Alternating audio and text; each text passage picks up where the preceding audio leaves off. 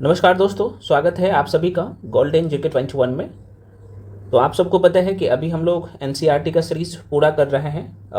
अब जो परीक्षा की डिमांड है तो एनसीईआरटी आपको कंप्लीट करना ही पड़ेगा, क्योंकि यहाँ से डायरेक्टली इसके लाइन से प्रश्न जो है उठा के आपके पेपर में दे दिया जा रहा है। तो जाहिर सी बात है आपको पूरा करना है और हम आपको करवा भी रहे हैं। और इस कड़ी में सबसे पहले हम लोग साइंस को कंप्लीट कर रहे हैं, उसके बाद बाकी सेक्शन को भी हम लोग कंप्लीट करते जाएंगे। तो 9th क्लास के एनसीईआरटी में बायो की बात कर लो, जीव विज्ञान के, तो उसमें 3 टॉपिक है जिसमें एक टॉपिक रह गया था, है ना। तो इस टॉपिक को आज के वीडियो में हम लोग पूरा कर लेंगे, कंप्लीट कर लेंगे। और आप किसी भी परीक्षा के लिए तैयारी कर रहे हो, चाहे बीपीएससी के लिए तैयारी कर रहे हैं या फिर सीजीएल के लिए, बीएसएससी सीजीएल के लिए, या फिर आप बिहार दरोगा के लिए, बिहार पुलिस के लिए, बिहार की किसी भी परीक्षा के लिए, इवन सेंट्रल गवर्नमेंट का भी कोई जॉब के लिए तैयारी करो, चाहे रेलवे के लिए हो या एसएससी के लिए हो, तो सभी के लिए महत्वपूर्ण यह सीरीज़ है। ध्यान से देख लीजिएगा। और सबसे बड़ी बात यह है कि हम आपको लाइन बाय लाइन एनसीईआरटी करवा दे रहे हैं और परीक्षा में क्वेश्चन कैसे बनते हैं, कैसे पूछे जा चुके हैं और कैसे बन सकता है वो भी हम आपको बताते हैं। एनसीईआरटी का लाइन कितना महत्वपूर्ण है वो सारी चीज़ें आपको वीडियो को शुरू से लेकर अंत तक देख लीजिएगा, सब कुछ समझ में आ जाएगा और आज के बाद परीक्षा में क्वेश्चन गलत नहीं होगा। देखो, इसमें हैंड रिटेन नोट्स भी आपको मिल जा रहा है, ठीक है। और सभी लोग पहले क्या करिए, टेलीग्राम पे भी जाके जुड़ जाइए, फेसबुक पेज को भी फॉलो कर लीजिए, जो भी इन्फॉर्मेशन रहता है और बहुत सारे बुकलेट भी हम आपको टेलीग्राम पे भी शेयर करते हैं, ठीक है। तो आप देख सकते हैं फ्रेंड्स, ये बायो का लास्ट चैप्टर है 9th क्लास की एनसीईआरटी का। जीव विज्ञान की बात कर लो, यहाँ पे आप देखेंगे ना, तो पहले तो इसमें केमिस्ट्री दिया गया है। देखो, केमिस्ट्री हम आपको अब जो देख पा रहे हैं, रसायन विज्ञान, हमारे आसपास के पदार्थ पूरा करवा दिया हूँ। क्या हमारे आसपास के पदार्थ शुद्ध है, ये भी पूरा करवा दिया हूँ। परमाणु एवं अणु पूरा करवा दिया हूँ। ये टॉपिक रह गया है, तो ये भी जो है बहुत जल्द अपलोड हो जाएगा। बाकी बायो में देखा जाए तो ये जो है जीवन की मौलिक इकाई, जिसे हम लोग आमतौर पे सेल जो पढ़ते हो ना, कोशिका, इसे कोशिका के नाम से जानते हैं, सेल। कोशिका का टॉपिक आपने पढ़ा होगा, सेल, और बहुत कायदे से कंप्लीट करवा दिया गया है ये चैप्टर। उसके बाद अगला फ्रेंड्स चैप्टर जो था, टिश्यू उतक, बहुत इंपॉर्टेंट चैप्टर था ये टिश्यू, और ये भी हम आपको बहुत कायदे से करवा दिए हैं, जाके देख लीजिएगा। आज के वीडियो में ये टॉपिक रह गया था, देख सकते हो, जीवों में विविधता, आज पूरा कर लेंगे, उसके बाद फिजिक्स शुरू हो जाएगा। तो सारे टॉपिक बहुत महत्वपूर्ण है, एक भी स्किप नहीं करना है। इसके बाद जैसे 9th कंप्लीट होगा, उसके बाद हम आपको 10th का भी कंप्लीट करवा देंगे। 11th और 12th के लेके कुछ लोग पूछ रहे थे, सर नोट्स में क्या मेंशन रहता है। देखो, हम आपको हैंड रिटेन नोट्स जो देते हैं भाई, तो ये जो भाई हम आपको नोट्स देते हैं, हैंड रिटेन नोट्स, उसमें 9th 10th 11th और 12th का भी जो इंपॉर्टेंट पॉइंट्स है सब मेंशन रहता है, ठीक है। तो भाई ये दुविधा में मत रहिए कि उसमें जो है सिर्फ 9th का ही है, इसलिए नोट्स में आप देखोगे तो कुछ एक्स्ट्रा इन्फॉर्मेशन रहता है, तो वो 11th में आपको दिखेगा, है ना। तो इस तरीके से रहता है। और ध्यान रहे, आप एक भी सेक्शन को नहीं छोड़ सकते हो। 9th भी करते हैं तो आपको लाइन बाय लाइन करना है, और किस लाइन से क्वेश्चन पूछ लेता है आप लोग देख ही रहे हैं, हम आपको पहले भी बताया है, इसलिए एक भी सेक्शन आप नहीं छोड़ सकते हो, सभी सेक्शन बड़ी महत्वपूर्ण, ठीक है। चलिए हम लोग बढ़ टॉपिक की तरफ और एक एक करके चर्चा करें। अच्छा, कुछ लोग पूछते हैं सर इसका कंप्लीट प्लेलिस्ट कहाँ पे मिलेगा। देखिए, यूट्यूब पे जाइए और वहाँ पे कंप्लीट आपको एनसीईआरटी, साइंस एनसीईआरटी करके आपको दिख जाएगा। उसमें जितने भी एनसीईआरटी पूरा करवाया गया है वो 1 शॉर्ट वीडियो के रूप में है ना, मतलब एक वीडियो में एक टॉपिक पूरा कंप्लीट करवा दिया हूँ, जाके देखिएगा। और वीडियो का लेंथ भी बहुत बड़ा नहीं होता है, 1 से 1.5 घंटा का वीडियो रहता है, तो आराम से देख सकते हो और पूरा टॉपिक कवर हो जाता है आपको, और परीक्षा में क्वेश्चन भी यहीं से आएगा, है ना। तो इसलिए बार बार करना, उसको अच्छे से देख। चलिए, फ्रेंड्स का ये क्वेरी रहता है कि सर हम आपके साथ जुड़ना चाहें 72वीं बीपीएससी वाले बैच में, तो क्या हमें ये एनसीईआरटी का सीरीज कंप्लीट मिल जाएगा, इसका बुक लीड और सब कुछ बिल्कुल मिल जाएगा ना। तो कि हम आपके लिए मात्र 999 में कंप्लीट जो है 72वीं बीपीएससी प्रीलिम्स के लिए बैच लेके आए हैं। इसमें सारे सब्जेक्ट आपको, हिस्ट्री, पॉलिटी, ज्योग्राफी, आप देख सकते हो ना, सारे सब्जेक्ट आपको करवाया जा रहा है। और सबसे बड़ी बात है कि इसमें एनसीईआरटी इंक्लूड है। एनसीईआरटी का थ्योरी जो अभी हम आपको करवा रहे हैं यूट्यूब पे, इसका आपको हैंड रिटेन नोट्स अलग से मिल जाता है, उसका वीडियो मिल जाता है, और एमसीक्यू आपको अलग से करवाया जा रहा है। साथ में आपको current affairs, history, polity, geography, Bihar special complete compilation है। और ये सीरीज पूरा कर लेते तो आपका पूरी कंफर्म हो जाता है। और अभी आप सबको पता है कि एग्जाम डेट आप लोग को बढ़ाया गया है, लगभग अभी भी 45 से 50 दिन आपके पास टाइम है, तो इस बैच को ज्वाइन कर सकते हो। जो लोग भी ज्वाइन करना चाहते हैं, आप इसी नंबर पे 7319924130, तो फ्रेंड्स आप इसी नंबर पे पेमेंट करके भेजिएगा। पेमेंट करने के बाद उसका स्क्रीनशॉट करके आप इसी नंबर भेजिएगा, उसके बाद आपको तुरंत बैच में जोड़ दिया जाएगा, ठीक है। तो कोर्स के रिगार्डिंग अगर कोई इन्फॉर्मेशन भी चाहिए तो आप इसी नंबर पे कॉल भी कर सकते हो, लेकिन कॉल करने का आपको जरूरत ही नहीं पड़ेगा। करना क्या पड़ेगा, जो लोग ज्वाइन करना चाहते हो बैच को, है ना, तो आप इसी नंबर पर पेमेंट करके, क्योंकि ये पेमेंट का नंबर भी यही है, कॉलिंग नंबर भी यही है और व्हाट्सअप नंबर भी यही है। तो पेमेंट करने के बाद, पेमेंट आप गूगल पे, फोन पे, पेटीएम किसी माध्यम से कर सकते हैं। तो पेमेंट करने के बाद उसका स्क्रीनशॉट करके आप इसी नंबर भेजिएगा, उसके बाद आपको तुरंत बैच में जोड़ दिया जाएगा, ठीक है ना। पेमेंट का स्क्रीनशॉट करके, क्योंकि यही व्हाट्सअप नंबर भी है, तो इसे भेज दीजिएगा, है ना। तो ये कंप्लीट प्रीलिम्स का है, इसमें एनसीईआरटी इंक्लूड है, आपको अलग से नहीं करना पड़ेगा। बाकी अगर 72वीं या 73वीं मेंस के लिए तैयारी कर रहे हो तो आप इस बैच को ज्वाइन कर सकते हो। ये आंसर राइटिंग बैच है भाई, इसका भी फी मात्र 1499। उसके बाद फ्रेंड्स आप बीपीएससी AEDU या CGL4 या BSO या फिर आप सेकंड इंटर लेवल परीक्षा के लिए तैयारी कर रहे हैं तो आप इस बैच को ज्वाइन कर सकते हैं। आप देख सकते हैं इसमें मैथ, रीजनिंग सारे सेक्शन आपको पढ़ाया जा रहा है और इसमें भी NCERT इंक्लूड है, NCERT इंक्लूड है। तो इस बैच में भी जुड़ते हो तो आपको NCERT का कंप्लीट कंप्लीशन मिल जाएगा, है ना। बाकी सारे सब्जेक्ट आपको भी यहाँ पे पढ़ाया जा रहा है। तो नंबर यही है, आप देख सकते हो नंबर यही है 7319924130 पे पेमेंट करके भेजिएगा, उसका स्क्रीनशॉट करके उसके बाद आपको बैच में जोड़ दिया जाएगा, ठीक है। चलिए बढ़ते हैं अब क्वेश्चन की तरफ। ये जो चैप्टर है आप देख पा रहे हो, जीवों में विविधता, लोग छोड़ के भाग जाते हैं, है ना।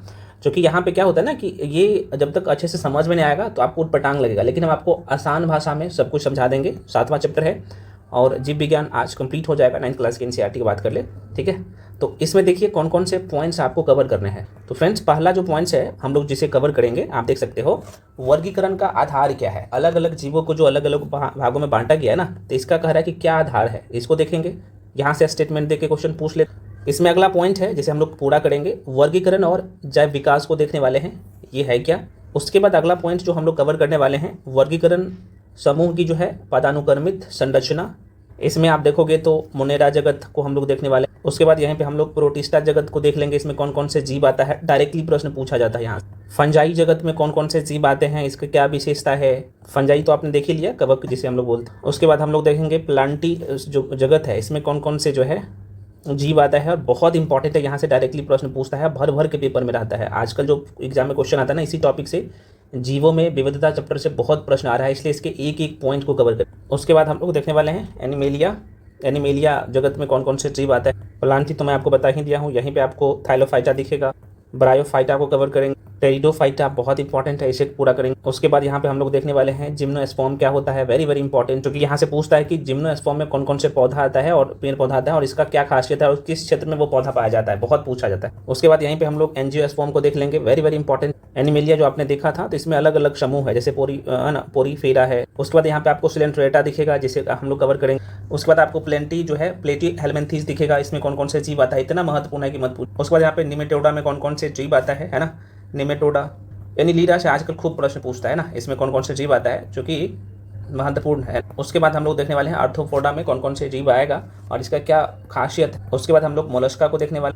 मोलस्का के बाद जो है इकाइनोडर्मेटा बहुत इंपॉर्टेंट है, उसको देखने वाले हैं। अगला आपको यहाँ पे दिखेगा प्रोटोकार्डेटा, बहुत इंपॉर्टेंट है, इसको देखें। और देख सकते हो ये सब 9th क्लास के NCERT में है और प्रश्न जो आता है ना तो आप लोग बोलते हो ना, और ये आपको 11th में भी दिखेगा, तो भाई हम लोग यहीं पे अच्छे से कवर कर लेंगे। उसके बाद यहाँ पे वर्टिब्रेटा बहुत इंपॉर्टेंट है, यहाँ से देखो कुछ कुछ जो जीव है ना वहीं से प्रश्न आता है जिसे हम लोग देखने वाले हैं, हालांकि हम आपको लाइन बाय लाइन करवाएंगे। उसके बाद इसमें देखेंगे मत्स्य वर्ग, इसमें देखिएगा तो आप जल जो है स्थलचर आता है, सरीसृप वर्ग को देखने वाले हैं। उसके बाद यहाँ पे पक्षी वर्ग को देखने, स्तनपायी को देखने वाले हैं यहीं। और ये नाम पद्धति क्या है बहुत इंपॉर्टेंट है, आपको पता होगा जब आप PYQ उठा के देखिएगा ना तो इस लाइन से कई बार क्वेश्चन उठा के पूछा गया, केरोलस लीनियस से, है ना, देख सकते हो इस लाइन से कई बार, इस यहाँ पे जो आप बॉक्स में देख रहे हो यहाँ से। और उसके बाद ये कंप्लीट हो जाता है, कंप्लीट होने के बाद आपका क्वेश्चन आंसर दिया गया है, तो जब आप 1 to 1 सारे पॉइंट्स को कवर करेंगे तो क्वेश्चन आराम से बना सकते हैं सभी, ठीक है। तो आइए सारे पॉइंट्स को 1 to 1 कवर करते हैं। तो शुरू करते हैं यहाँ से अब अध्याय 7 को। अब देखिए एक शब्द आपको यहाँ पे दिखेगा, जीवों में विविधता, बहुत इंपॉर्टेंट लाइन है, क्योंकि यहाँ पे चूंकि आप जिस टॉपिक को पढ़ रहे हैं तो आपको समझना जरूरी है कि आखिर ये है क्या, और ये चीज़ें आपका क्लियर हो जाता है तो लगभग 60% चीज़ें आपका कवर हो जाता है यहीं से, कि भाई आपको इस टॉपिक का थीम मिल जाएगा कि ये जो चैप्टर हम पढ़ रहे हैं इस पे आधारित है। हालांकि हम आपको स्टार्टिंग में ही बता दें कि कौन कौन से पॉइंट कवर करने हैं। तो पहले आप यहाँ पे समझ लीजिए कि भाई जीवों में विविधता का मतलब क्या है। देखो भाई आपके मेंस में भी अगर कहीं पर कोई भी परीक्षा दोगे ना डिस्क्रिप्टिव, वो भी आप लिख सकते हो, तो आप सीधे तौर पर बोल सकते हो। देखो भाई इंग्लिश में लिखा हुआ है diversity in living organisms, very very important points है। तो जीवों में विविधता का मतलब है कि हमारे चारों ओर पृथ्वी पर पाए जाने वाले सभी जीव जंतुओं और पेड़ पौधों में पाए जाने वाली विभिन्नताएं। इसका सीधा सा अर्थ है कि दो जीव बिल्कुल एक जैसा नहीं है। कोई अगर दो जीव को पकड़ोगे तो भाई एक जैसा नहीं है, चाहे वह उनका आकार हो, उनका रहने का तरीका हो या उनका खान पान हो। सूक्ष्म जीव से लेके बैक्टीरिया, मतलब सूक्ष्म जीव से लेकर विशालकाय जैसे बुल्लू हेल, और पेड़ पौधा में अगर देख लो तो बरगद के पेड़ तक फैली हुई है। अगर तुलना करके आप देखो तो आप बोल सकते हो कि अगर मैं बात कर लूँ हाथी का, है ना, तो आप देखिएगा हाथी और चींटी, है ना, फ़र्क है ना, दोनों में भिन्नताएं हैं। तो आप सीधे तौर पे बोल सकते हो कि बिल्कुल सर, चूँकि चींटी छोटा है और हाथी बड़ा है, तो ये आपको दिख रहा है। अगर गुलाब का पौधा की मैं बात कर लूँ या नीम का पेड़ की बात कर लूँ, तो यहाँ पे भी आप देख रहे हो कि दोनों अलग अलग है ना। तो आप खुद बोल सकते हो कि इसमें भाई भिन्नताएं तो है, यही भिन्नताएं क्या है, विविधताएं हैं, है ना। तो इसी को बोल सकते हो ये विविधता है। अगर मैं बोल दूँ आकार में, भाई किसी का आकार का भी ले लो, जैसे सूक्ष्मदर्शी से जो बहुत छोटी जीव है, तो अपने आंखों से नहीं देख सकते हो, बहुत छोटा है, उसको देखने के लिए भाई सूक्ष्मदर्शी का प्रयोग हम लोग करते हैं, वही बड़े जीव को डायरेक्टली देख लेते हैं। तो यह भी क्या है भाई, तो आप कह सकते हो यह भी एक विविधता है। अगर उनकी रहने की स्थान की बात कर लिया, फिर इसके पर्यावास की बात कर लें, तो जैसे कुछ जीव आप देखोगे तो पानी में रहते हैं, जैसे मछली। कुछ जीव जमीन पर रहते हैं, जैसे हम लोग, मनुष्य हो गया, कुत्ता, जानवर, बिल्ली, ये सब जमीन पर रहते हैं, है ना। तो यहाँ भी आप देख रहे हो कि अलग अलग विविधताएं हैं, मतलब अलग अलग तरीके से रह रहा है, अलग अलग जगह रह रहा है, तो यह भी एक विविधताएं हैं, ठीक है। अगर इनकी काम की बात कर लूँ, तो जैसे कुछ जीव जो है, जैसे जीव में भाई जिसमें जान होगा, जिसमें पेड़ पौधे भी हो सकता है, भाई हम लोग भी हो सकते हैं, जीव में सब आ जाता है। तो देखो भाई, कुछ जीव जैसे अपना भोजन धूप से बनाते हैं, जैसे पौधे, लेकिन जो जानवर है वो दूसरों पर निर्भर रहता है, तो यह भी तो विविधता है। तो आप कहिएगा सर बिल्कुल। अब एक क्वेश्चन आएगा, क्या विविधता जरूरी है? तो बिल्कुल जरूरी है, विविधता जरूरी है, और ये पारिस्थितिकी संतुलन के लिए जरूरी है, ठीक है ना। तो निर्भरता की बात कर ले, तो एक दूसरे पर सब निर्भर भी है, जैसे हम एक दूसरे पर निर्भर है। पौधे ऑक्सीजन देते हैं, तो कीड़े मकोड़े की बात कर ले तो मिट्टी को उर्वरता बढ़ाते हैं। तो ये विविधता जरूरी है ना। तो आपने देख लिया, तो ये तो आपको समझ में आ गया कि आखिर विविधता क्यों है और जरूरी क्यों है। उसके बाद आगे हम लोग देखेंगे, अलग अलग वैज्ञानिक आता है और समस्त जो जीव है अलग अलग भागों में बांटते हैं, जो कि हम आपको स्टार्टिंग में बता दिए, ये सारे लाइन है, ठीक है। चलो, कौन कौन से पॉइंट्स आपके परीक्षा के लिए महत्वपूर्ण बनते जाएगा वो हम आपको बताते जाएंगे। तो देखो यहाँ पे आगे लिखा हुआ है ना, कि क्या आप कभी सोचा है कि हमारे चारों ओर कितने प्रकार के जीव समूह पाए जाते हैं? सभी जीवधारी एक दूसरे से किसी न किसी रूप से भिन्न है। आप स्वयं को और अपने एक मित्र को ही लीजिए, जो चीज़ हम बताएं वही चीज़ आपको यहाँ पे देखने को मिलेगा। क्या दोनों की लंबाई समान है? नहीं है भाई। हो सकता है कि आपका मित्र जो है आपसे लंबाई में बड़ा होगा या छोटा होगा, है ना, कोई मोटा होगा, कोई पतला होगा। क्या आपकी नाक बिल्कुल आपके मित्र की जैसा दिखती है? नहीं दिखेगा भाई, है ना, सबका अलग अलग बनावट होता है, होगा भी तो कुछ ना कुछ फर्क होगा। क्या आपकी और आपके मित्र की हथेली का आकार समान है? नहीं भाई, नहीं है। यही कह रहा है। तो यदि हम अपनी और अपने मित्र की तुलना किसी बंदर से करें तो हम क्या देखेंगे? तो भिन्नताएं तो अलग अलग आपको दिखेगा। तो यही विविधताएं हैं, यही आपको समझाना चाह रहा है। निश्चित रूप से हम पाते हैं कि हम में और हमारे मित्रों के बीच, है ना, बंदर की अपेक्षा अधिक जो है समानताएं हैं। तो बिल्कुल हाँ, बंदर और मनुष्य में, अगर दो मनुष्य यहाँ पे है और यहाँ पे भाई बंदर है, तो उसमें और मनुष्य में, तो दो मनुष्य में और बंदर में तो जाहिर सी बात है दो मित्र के बीच में या दो मनुष्य के बीच में समानताएं ज़्यादा होगा। लेकिन यहाँ पे विविधता बंदर और मनुष्य में ज़्यादा विविधता देखने को मिलेगा, भिन्नताएं ज़्यादा है ना, यही कह रहा है। परंतु जब हम अपनी तुलना गाय और बंदर दोनों से करते हैं, तब हम देखते हैं कि गाय की तुलना में बंदर और हम में अधिक समानताएं हैं। तो बिल्कुल, क्योंकि मनुष्य में और बंदर में गाय की तुलना में ज़्यादा समानताएं हैं, है ना। तो ये सब पढ़ने की जरूरत नहीं, वही चीज़ आपको बताने की कोशिश कर रहे हैं जो हम आपको बता दिए हैं, है ना। आप चाहो तो इस लाइन को पढ़ सकते हो, यहाँ पे चलो पढ़ के बता देते, नहीं तो बोलिएगा कि सर आपने छोड़ दिए हैं। आगे का लाइन लिखा है, कर कि अब पृथ्वी पर रहने वाले जीवों के विभिन्न समूहों के बारे में सोचो। भाई अलग अलग समूह है जो कि आगे चर्चा करेंगे। कह रहा है कि हम एक और, अच्छा मैं आपको बता दूं भाई, हम आपको कंप्लीट इसका नोट्स ना एकदम हैंडरिटन नोट्स, तगड़ा नोट्स दे चुके हैं बैच में। कंप्लीट जो है बायो का, फिजिक्स का, केमिस्ट्री का नोट्स दे चुके हैं कंप्लीट एक साथ में। तो पहले वीडियो देखिएगा, उसके बाद नोट्स को पढ़िएगा। कह रहे कि हम एक और जहाँ सूक्ष्मदर्शी से देखे जाने वाले बैक्टीरिया, क्योंकि बैक्टीरिया को भाई अपने नंगी आंखों से नहीं देख सकते, उनको देखने के लिए सूक्ष्मदर्शी चाहिए, जिनका आकार कुछ माइक्रोमीटर होता है, बहुत छोटा होता है। तो हम लोग किससे देखते हैं? तो भाई माइक्रोस्कोप से देखते हैं। वहीं दूसरी और जो है, जैसे 30 मीटर लंबे नीले व्हेल को हम अपने नंगी आंखों से देख सकते हैं। तो ये भी विविधताएं हैं, वही आपको समझाने का कोशिश कर रहा है। जैसे कैलिफोर्निया के 100 मीटर लंबे रेडवुड। अब यहाँ से पूछता है, पता है यहाँ से क्वेश्चन क्या बनेगा?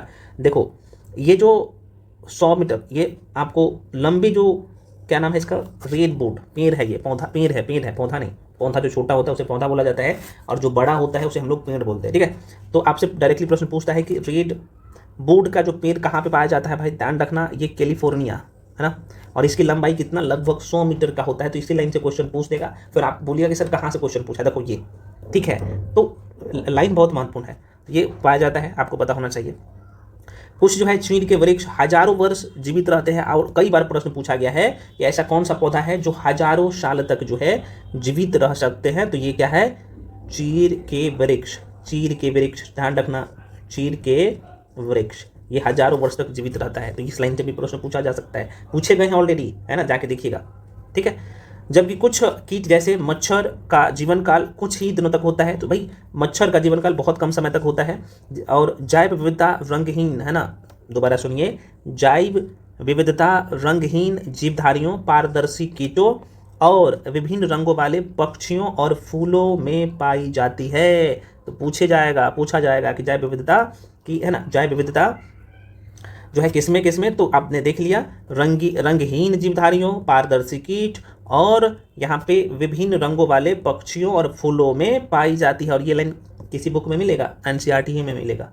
ठीक है, हालांकि हम नोट्स में मेंशन कर दिए सारे पॉइंट्स को। ठीक है, चलो अगला पॉइंट है भाई, इसलिए मैं कह रहा हूँ कि ये जो वीडियो का सीरीज दे रहा ना, उसको बार बार देख लो भाई, नोट्स से लाख गुना अच्छा है। इसको देख के उसके बाद नोट्स पढ़ोगे ना, फिर आपको मजा आएगा और परमानेंटली आपके दिमाग में चिपक जाएगा। कह रहे कि हमारे चारों ओर की इस असीमित, है ना, विभिन्नता को विकसित होने में जो है लाखों वर्ष समय लगा। एक दिन का काम नहीं है, ये लाखों वर्ष का समय लगा।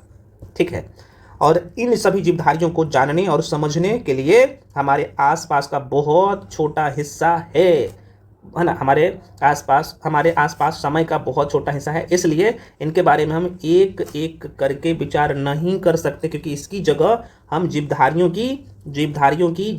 की समानता का अध्ययन करेंगे, जो कि आगे दिया गया है ना।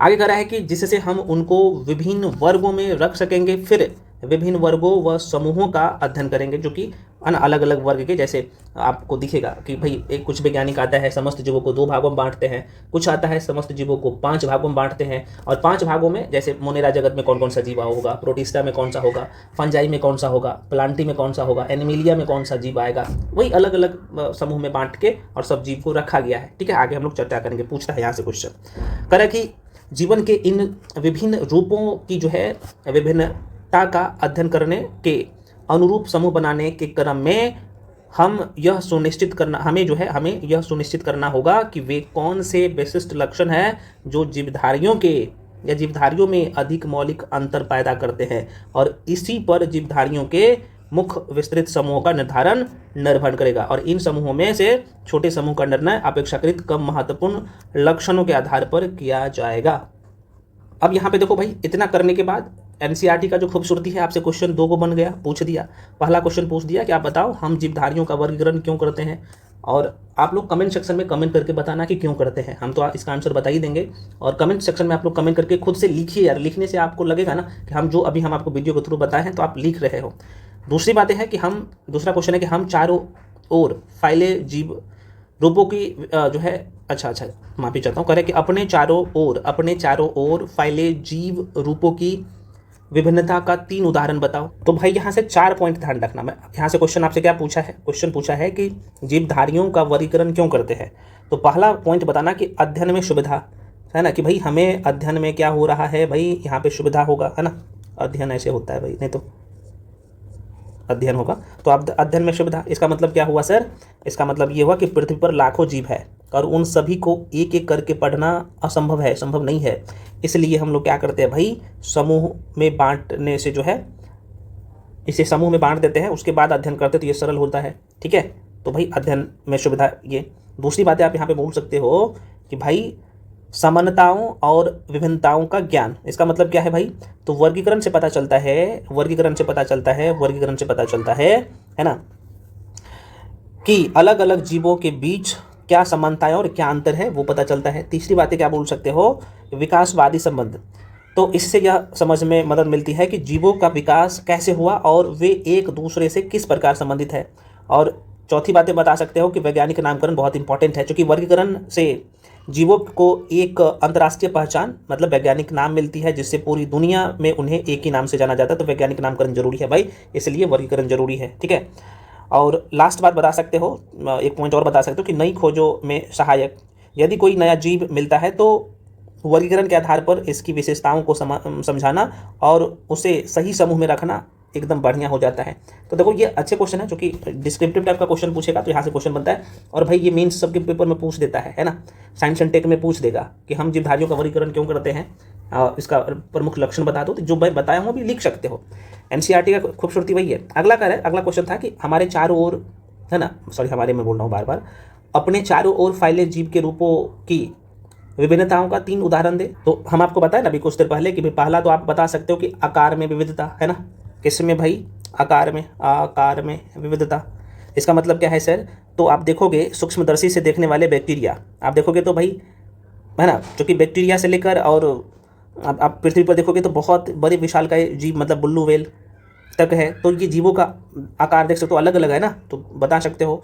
दूसरी बात बता सकते हो कि आवास, चूँकि अलग अलग जीव जो है अलग अलग रहते हैं, है ना। जैसे कुछ जीव पानी में रहते हैं, कुछ जो है पृथ्वी पर रहते हैं, मतलब स्थल पे रहते हैं। पानी में रहने वाले जीव में मछली बता सकते हो, है ना। और थल पर रहने वाले, मतलब स्थल पे रहने वाले को जैसे कुत्ता, गाय, बिल्ली, मनुष्य, ये सब, है ना। तो ये कह सकते हो। तीसरी बातें बता सकते हो, चूँकि 3 को पूछा है तो तीसरी बता सकते हो कि भोजन करने के तरीके में विविधता। तो कुछ जीव स्वपोषी होते हैं जो अपना भोजन स्वयं बनाते हैं। स्वपोषी में क्या होता है? अपना भोजन स्वयं बनाते हैं। जबकि कुछ जीव परपोषी होते हैं जो दूसरे पर निर्भर रहता है। तो दूसरे पर निर्भर हम लोग मनुष्य रहते हैं, लेकिन स्वपोषी जो है जैसे पेड़ पौधा स्वपोषी हुआ, अपना भोजन खुद बनाते हैं। तो तीनों बात बता सकते हो। कुछ भी था? चलो भाई आगे बढ़ते। जो चीज़ हम आपको अभी पढ़ाएं वही चीज़ से क्वेश्चन पूछा था ना, वही है। चलो अब अगला पॉइंट है आप लोगों का कि वर्गीकरण का आधार क्या है। अब देखिएगा ये जो पॉइंट आप देख पा रहे हो, जिसे जानना बहुत ज़रूरी है, जो कि वर्गीकरण का आधार क्या है। तो आपको दिखेगा यहाँ पे कि अलग अलग विचारक आते हैं, अलग अलग विचारक आते हैं, और है ना, कुछ लोग समस्त जीवों को 2 भागों में बांटते हैं। उसके बाद R.H. विटकर महोदय आते हैं और इन्होंने समस्त जीवों को 5 भागों में बांटा। इसका आधार क्या था और इसमें कौन कौन से जीव आते हैं, ठीक है ना, वो बहुत इंपॉर्टेंट है। परीक्षा में यहीं से क्वेश्चन पूछे जाते हैं। तो आइए 1 to 1 हम लोग कवर करते हैं सारे पॉइंट्स को। अच्छा, एक बात मैं आप लोगों को हमेशा बोलता हूँ ना, ये जो सारे पॉइंट्स हम आपको कवर करवाए हैं ना जीव विज्ञान का। अच्छा, एक क्वेश्चन और पूछता है आपके पेपर में डायरेक्टली, जंतु बायोलॉजी और जूलॉजी, जीव विज्ञान और जंतु विज्ञान का पिता किसे कहा जाता है? तो ये अरस्तु को ही कहा जाता है। आगे हम लोग चर्चा करेंगे। अब यहाँ से देखो नोट्स में हम दे दिए हैं कि समस्त जीवों को 2 भागों में किसने बांटा है। तो आप सबको पता है कि कैरोलस लिनियस ने ये काम किया है। इन्होंने समस्त जीवों को 2 भागों में बांटे हैं ना। पहला जो है जंतु जगत, दूसरा पादप जगत। उसके बाद जो है, और ये बात है 1753 का, और ये ऑलरेडी ये एनसीईआरटी के लाइन्स में प्रश्न पूछा गया है ना। तो ये सब मेंशन कर दिया हूँ। उसके बाद एक व्यक्ति और आता है, आप सबको पता है, R.H. विटकर, आप देख सकते हो। और इन्होंने समस्त जीवों को 5 भागों में बांटा, जिसमें मोनेरा, प्रोटिस्टा, कवक, पादप, है ना, जंतु, और सबके बारे में मेंशन कर दिया हूँ, है ना। आप देखोगे मोनेरा जगत की मैं बात करूँ तो इसमें कौन कौन से जीव आता है, आप सबको पता है, एक कोशिकीय और प्रोकैरियोटिक जीव आते हैं। इसमें कौन कौन सा जीव है सब कुछ मेंशन है, ठीक है ना। उसके बाद यहाँ पे आगे जाओगे ना तो आपको यहीं पे दिखेगा प्रोटिस्टा, और इसमें कौन कौन से जीव आते हैं। तो एक कोशिकीय यूकेरियोटिक जीव आते हैं, आपको यहाँ पे दिखेगा। कभी कभी यह जो है बहुकोशिकीय हो जाता है। ये कैसे हो जाता है तो इसके पीछे भी सब कुछ यहाँ पे है, मेंशन कर दिया हूँ। हालांकि अभी मैं आपको वीडियो में सब कुछ बताऊंगा। कवक की मैं बात कर लूँ तो इसमें बहुकोशिकीय यूकेरियोटिक जीव आते हैं, और ये एक कोशिकीय यूकेरियोटिक और बहुकोशिकीय प्रोकैरियोटिक या यूकेरियोटिक जीव कौन सा है भाई, वो सब हम आपको जो सेल वाला चैप्टर था ना, पहला चैप्टर बायो का, उसमें करवा दिया हूँ, है ना। पादप जगत, उसके बाद यहाँ पे जंतु जगत, ये सब आपको यहाँ पे दिखेगा। उसके बाद ये बहुत इंपॉर्टेंट लाइन है, विज्ञान जीव विज्ञान की जो प्रमुख, यहाँ पे जीव विज्ञान के प्रमुख जो जनक है अलग अलग, आप देखोगे तो यहाँ से डायरेक्टली प्रश्न पूछता है। ये सब मेंशन कर दिया हूँ, देख सकते हैं। उसके बाद यहाँ पे जीव विज्ञान की जो कुछ अलग अलग ब्रांचेज है जहाँ से प्रश्न पूछता है ना, तो यहाँ पे आप देख सकते हो। उसके बाद यहीं पे आपको दिख जाएगा कुछ जीवधारियों का वैज्ञानिक नाम, सब आपको याद नहीं रखना है ना, तो आप देख सकते हो, ये सब मेंशन कर दिया हूँ। उसके बाद यहीं पे आपको दिखेगा न्यूट्रिशन वाला पॉइंट्स, आगे जैसे बढ़ोगे तो ये सब एक एक बातें आपको माइंड में रखना है, और ये बार बार रिवीजन करने से आए।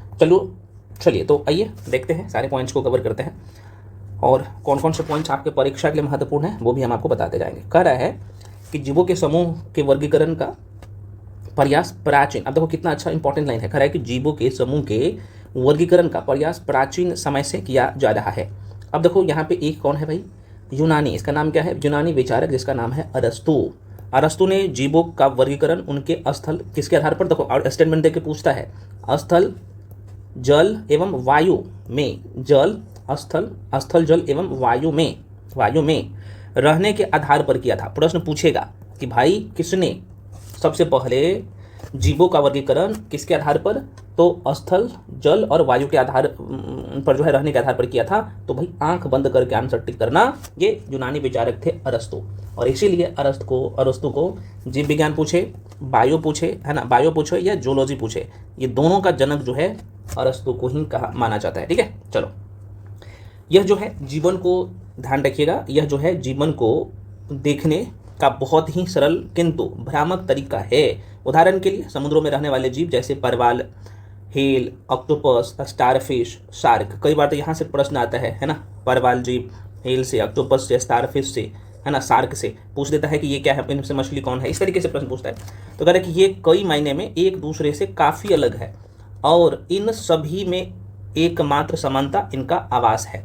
तो देखो इन्होंने, अरस्तु ने क्या किया भाई, ये जो समस्त जीव है आप देख सकते हो, हेल, ऑक्टोपस, शार्क, तो इनकी संरचना में, इनकी खान पान में तो जाहिर सी बात है विविधता तो है ना, लेकिन इसमें एक समानता यह है कि सभी जो है समुद्र में और पानी में रहता है ना। तो आप देख सकते हो कह रहे कि अध्ययन एवं जो है विचार के लिए इस आधार पर जीवधारियों का समूह में बांटना ठीक नहीं है, और यही कारण होता है कि फिर दूसरे व्यक्ति आते हैं, हम लोग देखने वाले हैं, और फिर उनके आधार पर जीव को अलग अलग भागों में बांटा। इसलिए हमें जो है अब यह निर्णय करना है कि किन विशिष्ट अभिलक्षणों के आधार पर बृहद वर्ग का निर्माण किया गया, उसके बाद हम अन्य लक्षणों के आधार पर किसी वर्ग को जो है उपसमूह में बांट सकते हैं। नए लक्षण के आधार पर समूहों के भीतर इस तरह का वर्गीकरण की प्रक्रिया जारी रह सकती है।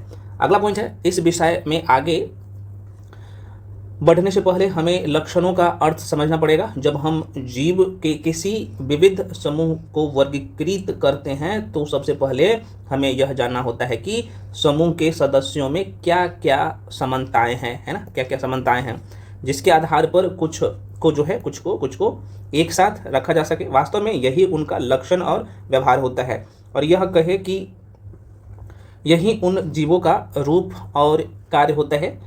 तो कह रहे किसी जीव के लक्षण के से जो है तात्पर्य उस जीव का कई विशिष्ट रूप या विशिष्ट कार्य है। उदाहरण के लिए हमने ज़्यादातर लोगों के लिए जो है आप देखोगे तो एक हाथ में 5 उंगलियां होती है, आप सबको पता है। कह रहा है कि हम में, माफी चाहता हूँ, कह रहा है कि हम में ज़्यादातर लोगों को देखोगे तो एक हाथ में 5 उंगलियां होती हैं, जो एक लक्षण है, जाहिर सी बात है। तो उसी तरह हम हमारे दौड़ने की क्षमता और बरगद के पेड़ के 9 दौड़ने पाने की क्षमता भी एक लक्षण है। जाहिर सी बात है मनुष्य दौड़ सकता है ना, लेकिन बरगद का पेड़ दौड़ सकता है, नहीं दौड़ सकता है, ये भी एक लक्षण है। कितना अच्छा से समझाया गया एनसीईआरटी में। कह रहा है कि हम देखेंगे कि कुछ लक्षण को कैसे अन्य की तुलना में ज़्यादा मौलिक लक्षणों के रूप में वर्गीकृत किया जा सकता है। हम विचार करें कि एक पत्थर की दीवार कैसे बनती है, एक पत्थर की दीवार कैसे बनती है, और दीवार में प्रयोग में लाए गए पत्थर विभिन्न आकार है ना, विभिन्न जो है आकार और प्रकार के होते हैं। यहाँ ध्यान देने बात यह है कि ऊपर की ओर लगे पत्थरों का आकार नीचे के, है ना, मतलब नीचे के ऊपर की ओर लगे पत्थरों के आकार प्रकार नीचे के पत्थर को प्रभावित नहीं करेगा, लेकिन निचले स्तर के आकार से उनके ऊपर वाले पत्थर का आकार अवश्य प्रभावित होता है। अब देखो भाई, कह रहे यहाँ पर सबसे निचले स्तर पर लगे पत्थर जीवों के उन लक्षणों के समान है जो जीवों के बृहत्तम, है ना, जो बड़ा वर्ग जो होता है ना, जीवों के कौन सा, तो बृहत्तम, है ना, बृहत्तम वर्ग को निर्धारित करते हैं। ये लक्षण जीवों के दूसरे किसी भी संरचनात्मक तथा क्रियात्मक लक्षणों से स्वतंत्र होते हैं, लेकिन उसके बाद के स्तर के लक्षण पहले के स्तर के लक्षण पर निर्भर रहते हैं तथा बाद के स्तर के प्रकार को निर्धारित करते हैं। ठीक उसी तरह हम जीवों के वर्गीकरण के लिए भी परस्पर संबंधी लक्षणों का एक पदानुक्रम लेते हैं। तो देखो भाई कितना अच्छे से समझा दिया कि भाई अगर आप घर बना रहे हो, कोई आप दीवार बना रहे हो, तो उसमें जो है पहले जो पत्थर लगाते हो बड़ा, उसके बाद उससे छोटा, इस तरीके से वर्गीकरण किया, आपको समझाने का कोशिश किया है। तो कह रहा है कि आजकल हम जो है जीवों के वर्गीकरण के लिए कोशिका, अब देखो क्या शब्द बोल दिया, कोशिका, और ये चैप्टर हम आपको पढ़ा दिए हैं। तो कह रहा है कि आजकल हम जीवों के वर्गीकरण के लिए कोशिका की प्रकृति से प्रारंभ करके विभिन्न परस्पर संबंधी अभिलक्षणों को दृष्टिगत रखते हैं, और आइए हम ऐसे लक्षणों पर गौर करें। देखो भाई कह रहा है, एक लाइन देखो, कह रहा है कि एक यूकेरियोटिक कोशिका, प्रोकैरियोटिक नहीं है, ये यूकेरियोटिक कोशिका वाले जो जीव होते हैं विकसित होता है पूरे तरीके से। तो कह रहा है कि एक जो है यूकेरियोटिक कोशिका में केंद्रक समेत कुछ झिल्ली से घिरे कोशिकांग का मतलब कोशिका के अंदर का अलग अलग भाग, जैसे अंदर में माइटोकॉन्ड्रिया होता है, सेंट्रोसोम होता है, लाइसोसोम होता है, गोल्जी बॉडी होता है, इससे पढ़े हो, है ना। तो कह रहा है कि जिसके कारण जो है कोशिकीय क्रिया अलग अलग कोशिकाओं में दक्षतापूर्ण होती रहती है। तो यही कारण है कि जिन कोशिकाओं में झिल्ली युक्त कोशिकांग और केंद्रक नहीं होते, उनकी जैव रासायनिक प्रक्रिया क्या होता है, वे भिन्न होता है, अलग होता है, और इसका असर कोशिकीय संरचना के सभी पहलू पर पड़ता है। और इसके अतिरिक्त केंद्रयुक्त, जिसमें केंद्रयुक्त की मैं बात कर रहा हूँ, है ना, न्यूक्लियस की बात कर रहा हूँ, तो केंद्रयुक्त कोशिका में बहुकोशिक जीव का निर्माण की क्षमता होती है, क्योंकि वे किसी खास कार्यों के लिए विशिष्ट है ना विशिष्टीकृत हो सकते हैं। इसलिए कोशिकीय संरचना और कार्य वर्गीकरण का जो है आधारभूत लक्षण है, ये भी थोड़ा सा ध्यान रखिए।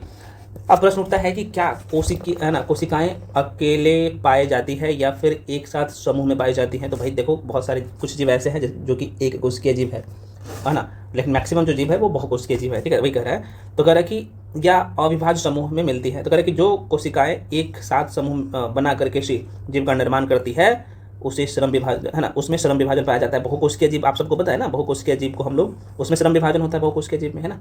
तो आपको पता होना चाहिए श्रम विभाजन का, सबका अलग अलग काम होता है। तो ये श्रम विभाजन होता है, कई बार पूछा गया है। लेकिन एक कोशिकीय जीव में क्या है, एक ही कोशिका सारे काम करता है। तो लेकिन बहुकोशिकीय जीव में क्या होता है भाई, अलग अलग कोशिकांग अलग अलग काम करता है।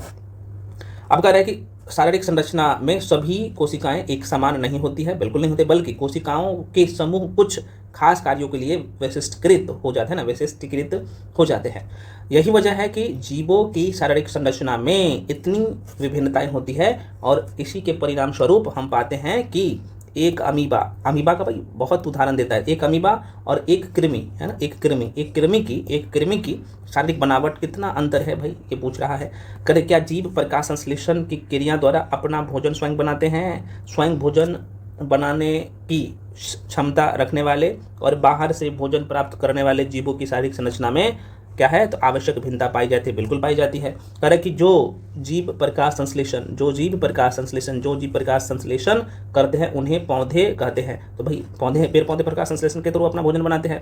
कारण कि पौधे के शारीरिक संगठन किस स्तर का होता है भाई, आपसे क्वेश्चन पूछ दिया। तो कारण कि उसी तरह जंतुओं में किस तरह की शारीरिक विकसित होता है, किस तरह शरीर विकसित होता है और शरीर के विभिन्न अंग बनते हैं। इसके अतिरिक्त विभिन्न कार्यों के लिए है ना विशिष्ट अंग जो है कौन से हैं, ये पूछ रहा है। तो कह रहा है कि इन प्रश्नों के माध्यम से हम देख सकते हैं कि किस तरह विभिन्न लक्षण का पदानुक्रम विकसित होता है वर्गीकरण के लिए। पौधे के शरीर के विभिन्न लक्षण किस प्रकार जंतुओं से भिन्न होते हैं। ठीक है, इसकी वजह है कि पौधे का शरीर भोजन बनाने की क्षमता के अनुसार विकसित होता है, जबकि जंतुओं का शरीर बाहर से भोजन करने के अनुसार विकसित होता है। तो जाहिर सी बात है भाई। तो कह रहा है कि अब देखो, ये सब हम आपको लाइन बाय लाइन इसलिए पढ़ के बता दिए। मैंने पिछले वीडियो में कुछ चीज़ें स्किप कर दिया जो आपके काम का नहीं था, तो आप लोग बोल रहे थे सर लाइन बाय लाइन पढ़ दीजिए, तो इसलिए पढ़ दे रहा हूँ। यही लक्षण है कि वर्गीकरण के दौरान समूह ना उपसमूह और फिर बाद में बड़े समूह में विभाजन का आधार बनते हैं। ठीक है, तो ये तो आपने बेसिक बातें समझ लिया कैसे कैसे ये हो सकता है। अब चलो ये प्रश्न करो, ये क्वेश्चन से डायरेक्टली प्रश्न पूछ देगा। क्वेश्चन क्या है कि जीवों के वर्गीकरण के लिए सर्वाधिक मूलभूत लक्षण क्या हो सकता है। तो अभी आपने पढ़ा है ना कि भाई उनकी कोशिका संरचना है ना। कोशिका संरचना क्योंकि आप सबको बताइए, जो एक कोशिकीय जीव है, अभी हम आपको बताए हैं एक कोशिकीय जीव भी होते हैं, बहुकोशिकीय जीव। तो बहुकोशिकीय जीव में क्या होता है कि उसमें श्रम विभाजन होता है ना। खासतौर पे अलग अलग जो कोशिकांग है वो अलग अलग कार्य करते हैं। तो ये उनकी कोशिका संरचना के आधार पर बहुत इंपॉर्टेंट पॉइंट। तो एक लाइन में यहाँ पे लिख सकते हो कि ये जो आप देख पा रहे हो कोशिका की मूल प्रकृति की बात कर ले तो कोशिका संरचना के आधार पर इसे कर सकते हो। तो अब देखिए कोशिकीय संगठन क्या है भाई, तो यह सबसे पहले यह देखा जाता है कि जीव की कोशिका कौन सा है भाई, प्रोकैरियोटिक जीव है या यूकैरियोटिक है ना। तो आपने अभी कुछ देर पहले पढ़ा था ना कि जो अविकसित केंद्रक वाली जो जीव है उसे हम लोग प्रोकैरियोटिक कहते हैं, जो कि आप देखो नाम से ही पता चला कि ये प्री पीरियड का है। ये सब थ्योरी वाला बैच में जो स्पेशल नोट से पढ़ा है उसमें बताया है, ठीक है ना। यूकैरियोटिक में क्या है, ये पूरे तरीके से विकसित जीव होगा, ये है। तो भाई यह वर्गीकरण सबसे पहला और सबसे गहरा विभाजन है, आप देख सकते हो उनकी कोशिका संरचना के आधार पर। हालांकि आपने देखा ना उनके निवास स्थान के आधार पर जो अरस्तु ने विभाजन किया था तो वो सही नहीं था, तो ये गलत हो जाएगा। तो भाई ये थोड़ा सा ध्यान रखिएगा। चलो भाई अगला क्वेश्चन आपसे पूछा है कि जीवों के प्रारंभिक विभाजन के लिए किस मूल लक्षण को आधार बनाया गया। अब कहिएगा सर एक लाइन में आंसर दीजिएगा कि सर कोशिका के प्रकृति के आधार पर, है ना। जीवों के प्रारंभिक विभाजन के लिए किस मूल लक्षण को आधार बनाया, तो ध्यान रखें कोशिका की प्रकृति, है ना, नेचर ऑफ सेल को आधार बनाया है। बहुत इंपॉर्टेंट है भाई। अब कहिएगा सर ये कैसे, तो इसके अंतर्गत यह देखा जाता है, मतलब कि कोशिका की प्रकृति के आधार पर जो है ना जीवों में जो प्रारंभिक विभाजन किया गया ना, तो इसमें यह देखा गया है कि इसके अंतर्गत यह देखा गया है कि जीव की कोशिका प्रोकैरियोटिक, मतलब कि प्रोकैरियोटिक में क्या हम आपको होता है कि ये अविकसित केंद्रक वाली, और यूकेरियोटिक में क्या भाई, सुविकसित, जिसका केंद्रक पूरे तरीके से विकसित होगा, जिसमें केंद्रक होगा, कोशिका झिल्ली युक्त होगा, कोशिकांग होगा, अलग अलग कोशिकांग अलग अलग काम करता होगा। तो यह जीवन का सबसे पहला और सबसे गहरा विभाजन था। तो वेरी वेरी इंपॉर्टेंट है। तो ये भी आपको इसका आंसर मिल गया और इसी लाइन से प्रश्न पूछ देता है। तो आप बोलिएगा कहाँ से क्वेश्चन आया है। अगला पॉइंट यहाँ पे आपसे बोला जा रहा है क्वेश्चन में कि किस आधार पर जंतुओं और वनस्पतियों को एक दूसरे से भिन्न वर्ग में रखा गया है। इतना इंपॉर्टेंट है, यही क्वेश्चन पूछ देता है इसमें एमसीक्यू बना के। तो आंसर क्या बोलिएगा, कह रहा है किस आधार पर जंतुओं और वनस्पतियों को एक दूसरे से भिन्न वर्ग में रखा गया। तो अभी आपने देखा ना पोषण की विधि से, है ना। अब इसका आंसर क्या ठीक करिएगा, तो आप कहिएगा सर यहाँ पे आंसर हो जाएगा पोषण, है ना। तो पोषण की विधि, पोषण की विधि। तो आपसे क्या पूछा है, क्वेश्चन पूछा है किस आधार पर जंतुओं और वनस्पतियों को एक दूसरे से भिन्न वर्ग में रखा गया, तो पोषण की विधि के आधार पर। अब ये कैसे, तो आप सबको अभी हमें बताया ना कि कुछ पौधे, पेड़ पौधे, कुछ क्या पेड़ पौधे क्या होते हैं, कुछ नहीं, माफी चाहता हूँ, ऐसे बोल सकते हो। वनस्पति जो होते हैं, वनस्पति मतलब पौधे, पेड़ पौधे, ये क्या होते हैं भाई, स्वपोषी होते हैं। स्वपोषी होते हैं, ये सूर्य के प्रकाश से, सूर्य के प्रकाश, जल और कार्बन डाइऑक्साइड का उपयोग करके प्रकाश संश्लेषण द्वारा भोजन स्वयं बनाते हैं। वही अगर जंतु की बात कर ले तो ये विषमपोषी होता है। जंतु क्या होता है, जंतु विषमपोषी होता है ना, हेट्रोट्रॉफिक होता है। ये भोजन स्वयं नहीं बनाते और पोषण के प्रत्यक्ष या अप्रत्यक्ष रूप से पौधे या अन्य जीवों पर निर्भर रहते हैं जंतु। लेकिन वनस्पति तो आपने देख लिया, ये अपना भोजन स्वयं बनाते हैं इसके आधार पर। दूसरी बात यहाँ पे बोल सकते हो कि कोशिका भित्ति, है ना, कोशिका भित्ति की उपस्थिति के आधार पर। तो वनस्पति की बात कर ले, वनस्पति की बात कर ले, तो वनस्पति की बात कर ले, इनकी कोशिका या फिर उनकी कोशिकाओं की बात कर ले तो उनके बाहरी जो आवरण होता है ना, इनकी कोशिकाओं के बाहर से सेल्यूलोज की बनी होती है, जो कि सख्त होती है वनस्पति का। और ये पेड़ पौधे में पाया जाएगा, जो कि इनको सुरक्षा प्रदान करता है कोशिका भित्ति। लेकिन जंतु कोशिका में ये नहीं पाया जाता है ना। तो इस तरीके से भाई बोल सकते हो। गतिशीलता, तो अभी आपने देखना कि ये जो जंतु है भाई, ये गति कर सकता है, दौड़ सकता है, भाग सकता है, लेकिन पेड़ पौधा ऐसा नहीं कर सकता है। तो ये सारे पॉइंट्स बता सकते हो। अभी हम आपको बताया ना, अभी जो लाइन बाय लाइन पढ़ के बताऊँ, उसी से हम आपको जो अभी बोले ना, उसी लाइन से। और देखो यहाँ से क्वेश्चन पूछता है। चलो, तो ये उसका आंसर भी मिल गया। चलो अब अगला पॉइंट देखिएगा भाई, वर्गीकरण और जैव विकास का आधार क्या है। और देखो एनसीईआरटी को सभी लोग लाइन बाय लाइन नहीं पढ़ाते हैं। कारण क्या है कि थोड़ा सा ट्रिकी है, जब तक कॉन्सेप्ट क्लियर नहीं होगा तब तक यार नहीं बता सकते हो। देखो ना कितना अच्छा अच्छा क्वेश्चन पूछ दिया, 3 क्वेश्चन, और इस 3 क्वेश्चन से 4 से 5 क्वेश्चन आपके पेपर के लिए बन गया। ठीक है, चलो वर्गीकरण और जैव विकास, इस लाइन को देखो। अब देखो यहाँ पे दोनों लाइन को यहीं पे समझा देता हूँ। एक शब्द आपको दिखेगा वर्गीकरण और दूसरा दिखेगा जैव विकास। दोनों में क्या अंतर है मेरे भाई, देखो पहले वर्गीकरण को समझते हैं। तो वर्गीकरण क्लासिफिकेशन क्या है, तो आप कह सकते हो यहाँ पे इस संसार में लाखों करोड़ों प्रकार के, इस संसार में लाखों करोड़ों प्रकार के जीव जंतु और पेड़ पौधे पाए जाते हैं, और इन सब का अध्ययन एक एक करके करना संभव नहीं है। इसलिए समानताओं और विभिन्नताओं के आधार पर जीवों को अलग अलग समूह और उपसमूह में बांटने की प्रक्रिया को हम लोग क्या कहते हैं, वर्गीकरण। तो आशा करते हैं वर्गीकरण आपने समझ लिया भाई। अब वर्गीकरण का मुख्य उद्देश्य क्या, तो आप कहिएगा सर जीवों की पहचान करना और उनके बीच के संबंधों को समझना। आधार क्या है भाई, तो आधार अभी आपने देखा ना, इसका आधार क्या होगा, तो कोशिका की संरचना, जिसमें प्रोकैरियोटिक कोशिका वाले जीव होंगे और यूकैरियोटिक कोशिका वाले जीव होंगे, है ना। तो प्रोकैरियोटिक कोशिका वाले जीव में क्या होगा भैया, तो आप कहिएगा सर जाहिर सी बात है ये अविकसित होगा प्रोकैरियोटिक कोशिका वाले। यूकैरियोटिक कोशिका वाले जीव क्या होगा, विकसित होंगे।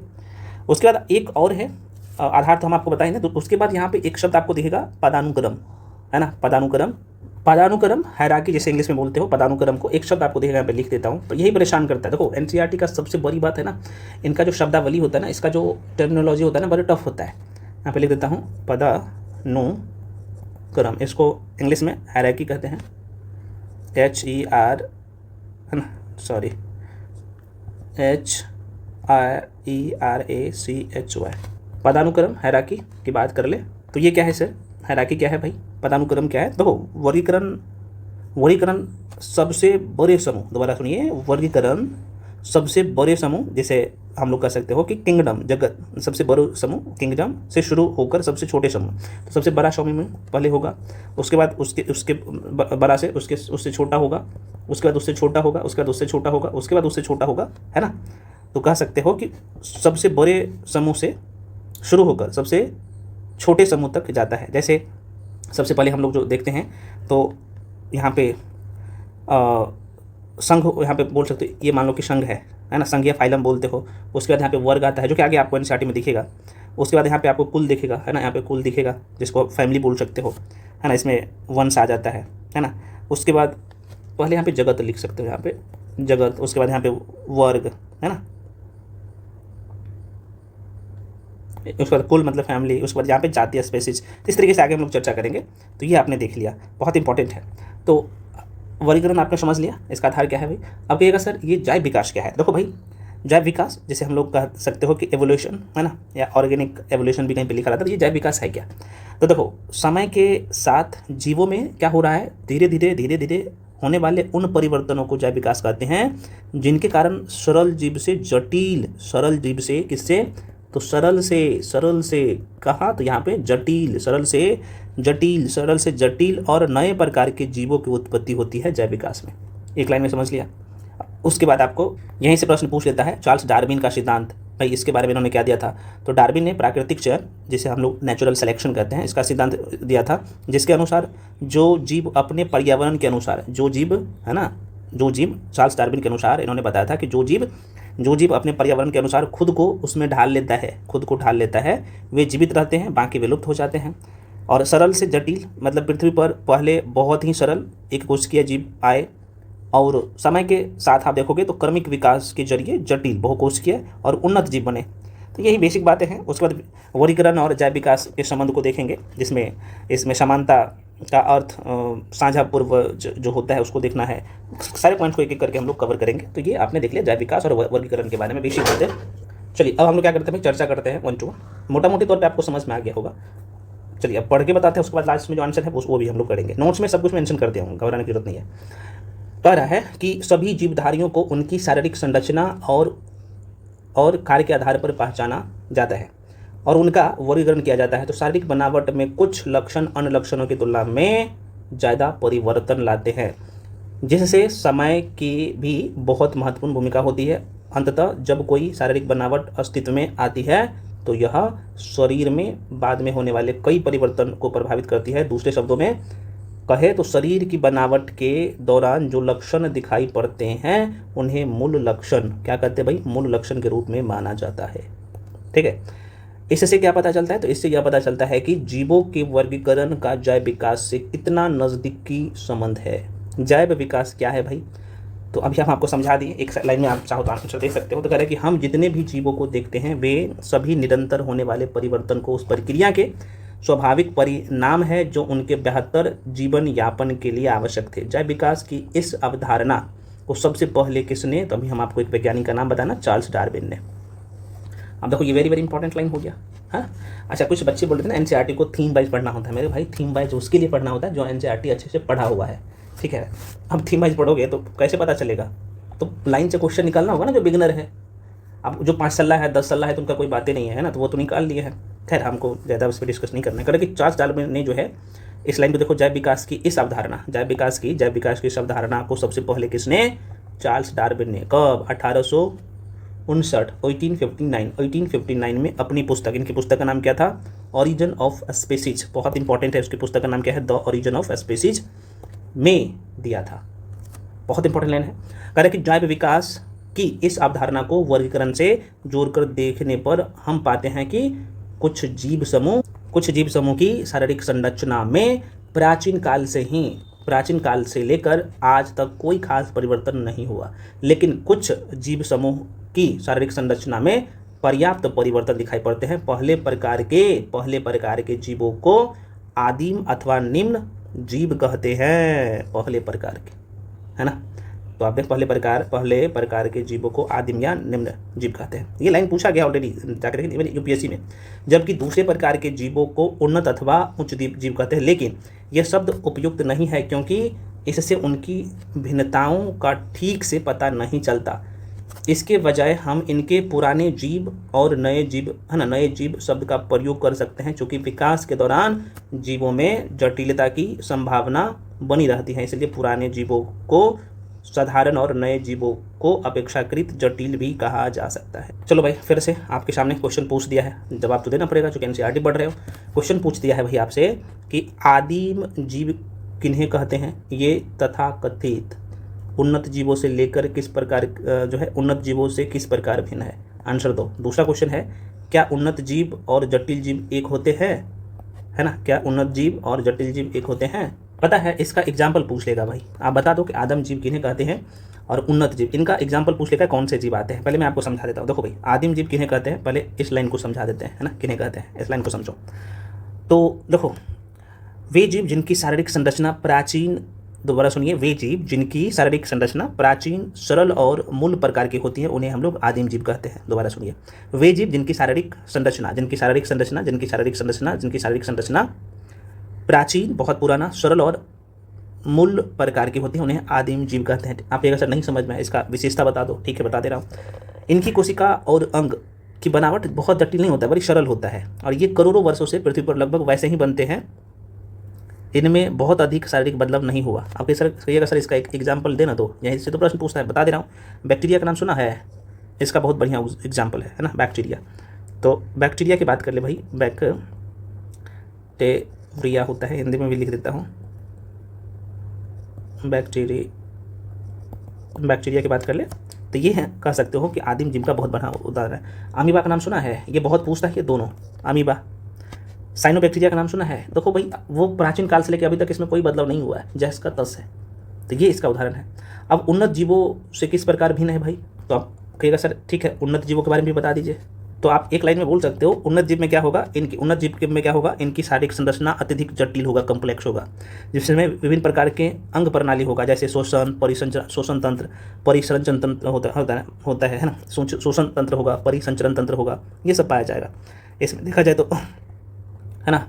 उन्नत जीव में क्या होगा, तो इनमें कोशिकाओं का श्रम विभाजन अस्पष्ट होता है और जटिल अंगों व तंत्रों का निर्माण होता है। ये वे है जिनका विकास आदिम जीवों से कर्मिक विकास, एवोल्यूशन के जरिए क्या होगा, हुआ है, तो बाद में हुआ है। तो इस तरीके से भाई आप देख सकते हो। तो इसका बनावट, तो इसका जैव विकास पहले होता है आदिम का, इसका बाद में होता है उन्नत का। तो इस तरीके से आप बता सकते हो। तो आप बोल सकते हो वैज्ञानिक भाषा में आदिम जीवों को निम्न मतलब लोअर और उन्नत जीवों को हायर मतलब कहना पूरी तरह से सही नहीं है। कुछ लोग यहाँ पे बोलेंगे सर ये लोअर होगा, ये हायर होगा, तो ये बिल्कुल सही नहीं है। इसलिए हम लोग इसके लिए आदिम शब्द का प्रयोग करते हैं। और जैसे इंग्लिश में आप हायर बोलोगे ना, इसे हायर नहीं बोल सकते, उन्नत बोल सकते हो, उन्नत जीव बोल सकते हो। ठीक है, तो बेसिक बातें हैं, दोनों में अंतर आपने समझ लिया। चलो भाई, अब यहाँ पे देखो वर्गीकरण समूह की है ना, वर्गीकरण समूहों का पदानुक्रमिक संरचना देख लो। अब देखो ये लाइन आप जैसे पढ़ोगे ना, अगर आप नहीं पढ़े हो तो आपको समझ में नहीं आया कि सर वर्गीकरण समूह की पदानुक्रमित संरचना क्या है। तो देखो भाई, मैं आपको बता देता हूँ, समझा भी देता हूँ, बहुत अच्छे से समझ लीजिएगा। एक्चुअली यहाँ पे हुआ ये है कि जीवों के वर्गीकरण में वैज्ञानिकों ने विभिन्न स्तरों या चरण की एक सीधी जैसी संरचना बनाई है, जिसे हम लोग हायरार्की पदानुक्रम कहा जाता है। जीवों को वर्गीकरण करने के इस पदानुक्रम मतलब हायरार्की में कुल कितने, ध्यान रखिएगा, कुल जो है कितने, आगे हम लोग चर्चा करेंगे कुल कितने। तो यहाँ पे कुल कितने, तो कुल जो है यहाँ पे आप देखोगे तो सात जो है, 7 कैटेगरीज में, कुल 7 जो है कैटेगरी में रखा गया है। तो सबसे पहले जो है सबसे बड़े समूह होगा, उसके बाद उसके छोटे, उसके बाद उससे छोटे, उसके बाद उससे छोटे, उसके बाद उससे छोटे, उसके बाद उससे छोटे, इस तरीके से समूह में बांटा गया। तो इसका अलग अलग नाम होगा, नाम भी तो अलग अलग होगा ना भाई, बिल्कुल होगा। तो सबसे पहले यहाँ पे एक पॉइंट बता है, हालांकि तो लिखा ही हुआ है, मैं आपको यहाँ पे लिख के भी बताता हूँ। जैसे सबसे पहले आप जगत बोल सकते हो, 1 नंबर पर यहाँ पे लिख दो जगत। ठीक है, यहाँ पे जगत, जैसे हम लोग किंगडम बोलते हैं, है ना, इंग्लिश में क्या बोलोगे भाई, किंगडम। अब ये क्या है भाई, तो यह वर्गीकरण का सबसे बड़ा समूह है, यह जो है वर्गीकरण का सबसे बड़ा समूह है। समस्त जीवों को मुख्य रूप से बड़े जगत में बांटा जाता है, जैसे इसमें पादप हो गया, है ना, और कौन सा, जंतु। दूसरा बोल सकते हो भाई संघ, जैसे हम लोग क्या करते हैं, फाइलम, संघ, या कई बार इसको हम लोग डिवीजन भी बोल देते हैं, है ना, यहाँ पे लिख देता हूँ फाइलम। अब इसमें देखा जाए तो इस जगत के बाद आप देखोगे ना, तो संघ की बात कर ले तो यह जो है इनकी शारीरिक संरचना के मुख्य लक्षणों के आधार पर संघ मतलब जंतुओं के लिए, और जैसे हम लोग प्रभाग करते हैं ना पौधों के लिए बांटा जाता है, जैसे कोरेटोटा हो गया, आर्थ्रोपोडा समूह हो गया ना, ये सब अलग अलग संघ का होता है। अब तीसरा जो आप यहाँ पे बोल सकते हो वर्ग, जैसे हम लोग क्लास बोलते हैं इंग्लिश में, क्लास। ठीक है ना। अब संघ के अंतर्गत विशेष लक्षणों वाले जीवों को अलग अलग वर्गों में रखा जाता है। जैसे हम लोग क्लास करते हैं, जैसे स्तनधारी वर्ग का जो जीव हो गया है ना, कौन सा, स्तनधारी वर्ग, मत्स्य वर्ग है ना, ये सब मत्स्य वर्ग, पक्षी वर्ग आता है, तो ये वर्ग बोल सकते हो उसको। चौथा जो है यहाँ पे बोल सकते हो, 7 को है। चौथा यहाँ पे गण, जो कि आगे दिखेगा, गण जैसे हम लोग ऑर्डर बोलते हो, ऑर्डर बोलोगे। तो इस संघ के अंतर्गत विशेष लक्षण वाले जीवों को अलग अलग वर्गों में रखा जाता है। जैसे स्तनधारी, सॉरी माफी चाहता है, इस वर्ग के अंतर्गत आने वाले जीवों को उनके अधिक समान लक्षणों के आधार पर उपविभाजित किया जाता है। 5वां बोल सकते हो, जैसे फैमिली, कुल। तो कुल की बात करें, मैं लिखूंगा नहीं, बड़े लंबा वीडियो हो जाता है, तो फैमिली की बात कर ले तो गण के भीतर जो है ना, गण के भीतर को और अधिक बारीकी से मिलते जुलते शारीरिक गुणों के आधार पर उसे कुल में विभाजित किया जाता है। उसके बाद 6ठा नंबर आता है वंश, है ना, वंश, जेनस जैसे बोलते हो। तो यहाँ पे जातियों का एक समूह वंश कहलाता है, जातियों का एक समूह वंश कहलाता है। जैसे किसी जीव के वैज्ञानिक नाम का पहला पद उसका वंश को प्रदर्शित करता है। और 7वां जो यहाँ पे जो हो जाएगा वो जाति हो जाएगा, स्पेसीज। और ये क्या है भाई, जाति क्या है, तो यह वर्गीकरण का सबसे छोटी और मूल इकाई है। इसके अंतर्गत वे जीव आते हैं जो आपस में सबसे अधिक समानता रखते हैं और प्राकृतिक रूप से आपस में जनन मतलब रिप्रोडक्शन कर सकते हैं। समझ रहे हो ना। तो आप बोल सकते हो कि जब हम जगत से किंगडम से स्पेसीज, मतलब नीचे में जाति था, किंगडम से जगत से कहाँ स्पेसीज जाति की तरफ जो है नीचे आते हैं, तो जीवों के समान लक्षण बढ़ते जाते हैं। जीवों का समान लक्षण क्या होगा, और ये कई बार पूछता है, ऊपर से जैसे नीचे क्या होगा ना, तो जीवों में समानता बढ़ते जाएगा, समान लक्षण बढ़ते जाता है और उनकी संख्या भी घटते जाती है। तो समानता बढ़ते जाएगा लेकिन उनकी संख्या घटते जाता है। वेरी वेरी इंपॉर्टेंट, मैं लाइन बता रहा हूँ, कहीं नहीं मिलेगा ये चीज़ें। इसके विपरीत जब हम जाति जगत की तरफ ऊपर जाते हैं तो जीवों में समानताएं कम होगा, है ना, समानता कम होगा ना, क्योंकि इधर समानता ज़्यादा, तो इधर ऊपर जाओगे तो समानता कम और विविधता बढ़ती जाएगी। इस तरीके से ध्यान में रख सकते हो। तो यही लाइन यहाँ पे लिखा हुआ है जो हम आपको समझा दिए हैं। तो आशा करता है आपने समझ गया होगा। ठीक है, समय ज़्यादा ले लिया हूँ, कोई बात नहीं। आइए देख लेते हैं एक एक पॉइंट को। तो चूंकि समझना जरूरी है, ऐसा नहीं कि लाइन बाय लाइन पढ़ लो, समझोगे नहीं तो फिर पढ़ के एक टीचर में फिर आप में खुद से पढ़ने में क्या फ़र्क होगा। चलो आज ये हम आपको स्टार्टिंग में कह सकते हो कि भाई कास्टिंग दे दी है तो जाहिर सी बात है समझ में अच्छा से आएगा। देखो एक व्यक्ति आता है जिसका नाम है अर्नेस्ट हैकेल का नाम आपने जरूर सुना होगा। इन्होंने क्या किया भाई 1894 ईस्वी में, और उसके बाद एक व्यक्ति और आता है यहाँ पे, दूसरे व्यक्ति का जो नाम है रॉबर्ट विक्टर, जिसे R.H. विक्टर कहते हैं ना। तो इन्होंने कितना, तो 1959 में। उसके बाद यहाँ पे कार्ल्स बॉस कब, तो ये 1977 में जो है। ये तीनों का नाम थोड़ा सा ध्यान रखना, अर्नेस्ट हैकेल, R.H. विक्टर और कार्ल बोस नामक जैव वैज्ञानिक ने, क्या नाम है इसका, जैव वैज्ञानिकों ने सारे जीवों को जगत किंगडम नामक बड़े वर्गों में विभाजित करने का प्रयास किया। ठीक है, जगत क्या होता है आपने पढ़ लिया, अभी हम आपको बता दिया। कल के R.H. विक्टर द्वारा प्रस्तावित वर्गीकरण में 5 जगत, कई बार पूछा था कि भाई 5 समस्त जीवों को 5 जगत में किसने बांटा, तो R.H. विक्टर ने, अभी नोट में भी लिख दिया हूँ और यही से लाइन क्वेश्चन आता है, तो R.H. विक्टर द्वारा, है ना। तो विक्टर द्वारा प्रस्तावित वर्गीकरण में 5 जगत है। कौन कौन सा, मोनेरा है, प्रोटिस्टा है, फंजाई है, प्लांटी है और एनिमिलिया है। तो देखो अब इसमें मोनेरा में कौन सा जीव होगा, प्रोटिस्टा में कौन सा जीव, फंजाई, प्लांटी और एनिमिलिया में अलग अलग जीव होगा, बिल्कुल भाई। तो देखिए ये समूह कोशिकीय संरचना, पोषण के स्रोत और तरीके तथा शारीरिक संगठन के आधार पर बनाए गए हैं। और ये कौन किया है, R.H. विक्टर ने। ठीक है, ध्यान रखिएगा, संरचना, पोषण के स्रोत, तरीके, शारीरिक संगठन का आधार पर बनाए गए हैं। ठीक है, ध्यान रखिएगा। कह रहा कि बॉस ने कौन सा बॉस का मैं बात कर रहा हूँ, तो कार्ल बॉस का मैं बात कर रहा हूँ, कार्ल बॉस 1977। तो कह रहा कि बॉस ने अपने वर्गीकरण में जो है किसको, तो मोनेरा जगत को क्या किया, आर्की बैक्टीरिया और यू बैक्टीरिया में बांट दिया। प्रश्न पूछा गया किसने जो है मोनेरा जगत को आर्की बैक्टीरिया और यू बैक्टीरिया में बांट दिया है। तो ये और कब, तो 1977 की बात है।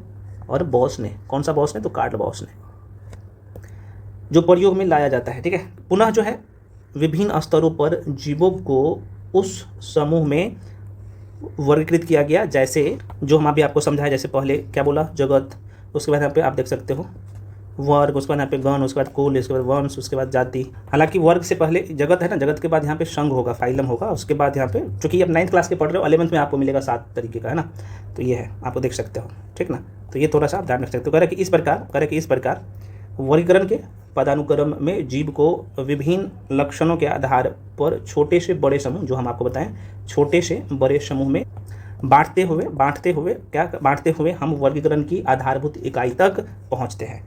वर्गीकरण की आधारभूत इकाई जाति, स्पेसीज, और अंततः किन जीवों को हम एक जाति के जीव कहेंगे। तो कह रहा है कि एक ही जाति के जीवों में बाह्य रूप से काफ़ी समानता होती है तथा वे जनन कर सकते हैं।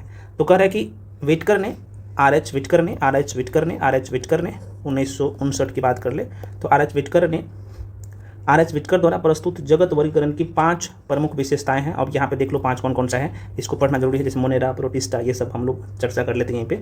अच्छा, इससे पहले आपको एक चार्ट को थोड़ा सा सरसरी निगाहों से देख लेना है ना। ये वाला जो काम का चीज़ है हम आप कुछ देर पहले आपको बता ही दी हैं, आप चाहो तो इसे एक बार रीड कर सकते हो, ज़्यादा नहीं है, चलो पढ़ के देता हूँ इसमें क्या लिखा हुआ है, कहीं के लिए बोलिएगा सर छोड़ दिया। देखो, कह रहा है कि जैव विविधता से तात्पर्य है कि विभिन्न जीव, अच्छा जैव विविधता को समझाया है जो हम आपको समझा दिया कुछ देर पहले। कह रहा है जैव विविधता से तात्पर्य है कि विभिन्न जीव रूपों में पाए जाने वाली विविधता से है। कह रहा है कि यह शब्द किसी विशेष क्षेत्र में पाए जाने वाले विभिन्न जीव रूपों की ओर इंगित करता है। ये विभिन्न जीव न सिर्फ एक समान पर्यावरण में रहते हैं बल्कि एक दूसरे को प्रभावित कर सकते हैं, है ना, करते हैं। तो इसके परिणाम स्वरूप विभिन्न प्रजातियों का अस्थायी समुदाय अस्तित्व में आता है और आधुनिक समय में मनुष्य ने इस समुदाय के संतुलन को बदलने की महत्वपूर्ण भूमिका निभाई है। वास्तव में किसी समुदाय की विविधता भूमि जल जलवायु जैसे कई चीज़ों से प्रभावित होती है और एक मोटे अनुमान के मुताबिक पृथ्वी पर जीवों की करीब कितना, तो 1 करोड़ प्रजातियां पाई जाती हैं, जबकि हम सिर्फ 10 लाख या 20 लाख प्रजातियों का ही जानकारी है हमें, ठीक है ना। तो भाई अब देखो करोड़ों में जीव है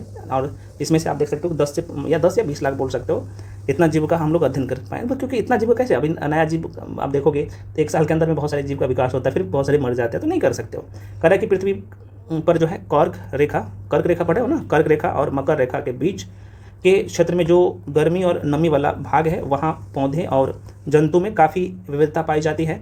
अंततः यह क्षेत्र जो है अच्छा, एक लाइन यहाँ से बन सकता है, आपसे पूछा जाएगा कि देखो ये है, मान लो कि पृथ्वी है, इस लाइन को समझ लो, रट लो मेरे भाई।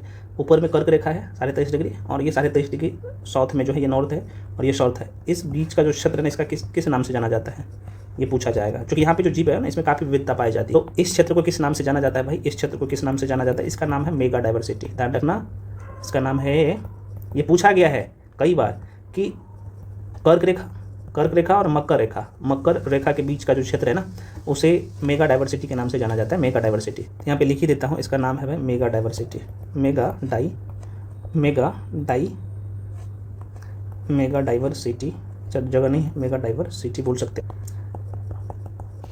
मेगा डाइवर्सिटी के नाम से इसे जाना जाता है। रट लीजिएगा, ये सब कहीं नहीं मिलेगा, मैं बार बार कह रहा हूँ, किसी बुक में नहीं मिलेगा, ये सिर्फ एनसीईआरटी का लाइन से दिखेगा। इसलिए मैं बार बार बोलता हूँ आपको कि भाई जो वीडियो हम आपको पढ़ाते हैं ना ये इतना इंपॉर्टेंट है, पहले वीडियो को 10 बार 20 बार देख लो, कम से कम 5 बार तो देख लो ताकि समझ में आ जाए। और हम आपको ये भी समझा देते हैं कि कौन सा पॉइंट महत्वपूर्ण है, किसे आपको याद रखना है, तो ये यहीं से आपका क्लियर हो जाता है। अब देखो आपके एग्जाम में क्वेश्चन आएगा कि कर्क रेखा और मकर रेखा का बीच का क्षेत्र को किस नाम से जाना जाता है, तो आपके माइंड में रहेगा ये मेगा डाइवर्सिटी।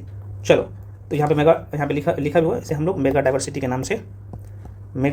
नाम से क्षेत्र कहलाता है। ये पृथ्वी पर जैव विविधता का आधे से ज़्यादा भाग है ना क्या है, तो कह रहा है कि कुछ एक देशों जैसे ब्राज़ील है ना, Colombia, Ecuador, Peru, Mexico, Zaire, Madagascar, Australia, चीन, भारत, इंडोनेशिया और मलेशिया में केंद्रित है। वेरी वेरी इंपॉर्टेंट है, देख सकते हैं। चलो भाई अब यहाँ पे फिर से आ जाते हैं। हम आपको बताया ना कि आर.एच. विटकर महोदय ने समस्त जीवों को, कई बार पूछे जाते हैं कि समस्त जीवों को 5 भागों में किसने बांटा था, या फिर आप ऐसे बोल सकते हो कि 5 जगत वर्गीकरण किसने दिया था, तो आर.एच. विटकर ने। कब, 1959। तो सबसे पहले कौन सा है भाई, मोनेरा है, यहाँ पे आप देख सकते हो मोनेरा जगत। अब देख लो मोनेरा जगत क्या कहता है एनसीईआरटी में, कह रहा है कि इन जीवों में ना तो संगठित केंद्रक, इसमें क्या होगा, केंद्रक संगठित नहीं होगा, कहीं पे मिलेगा, और सिर्फ एनसीईआरटी में लाइन मिलेगा, केंद्रक संगठित केंद्रक और कोशिकांग होते हैं।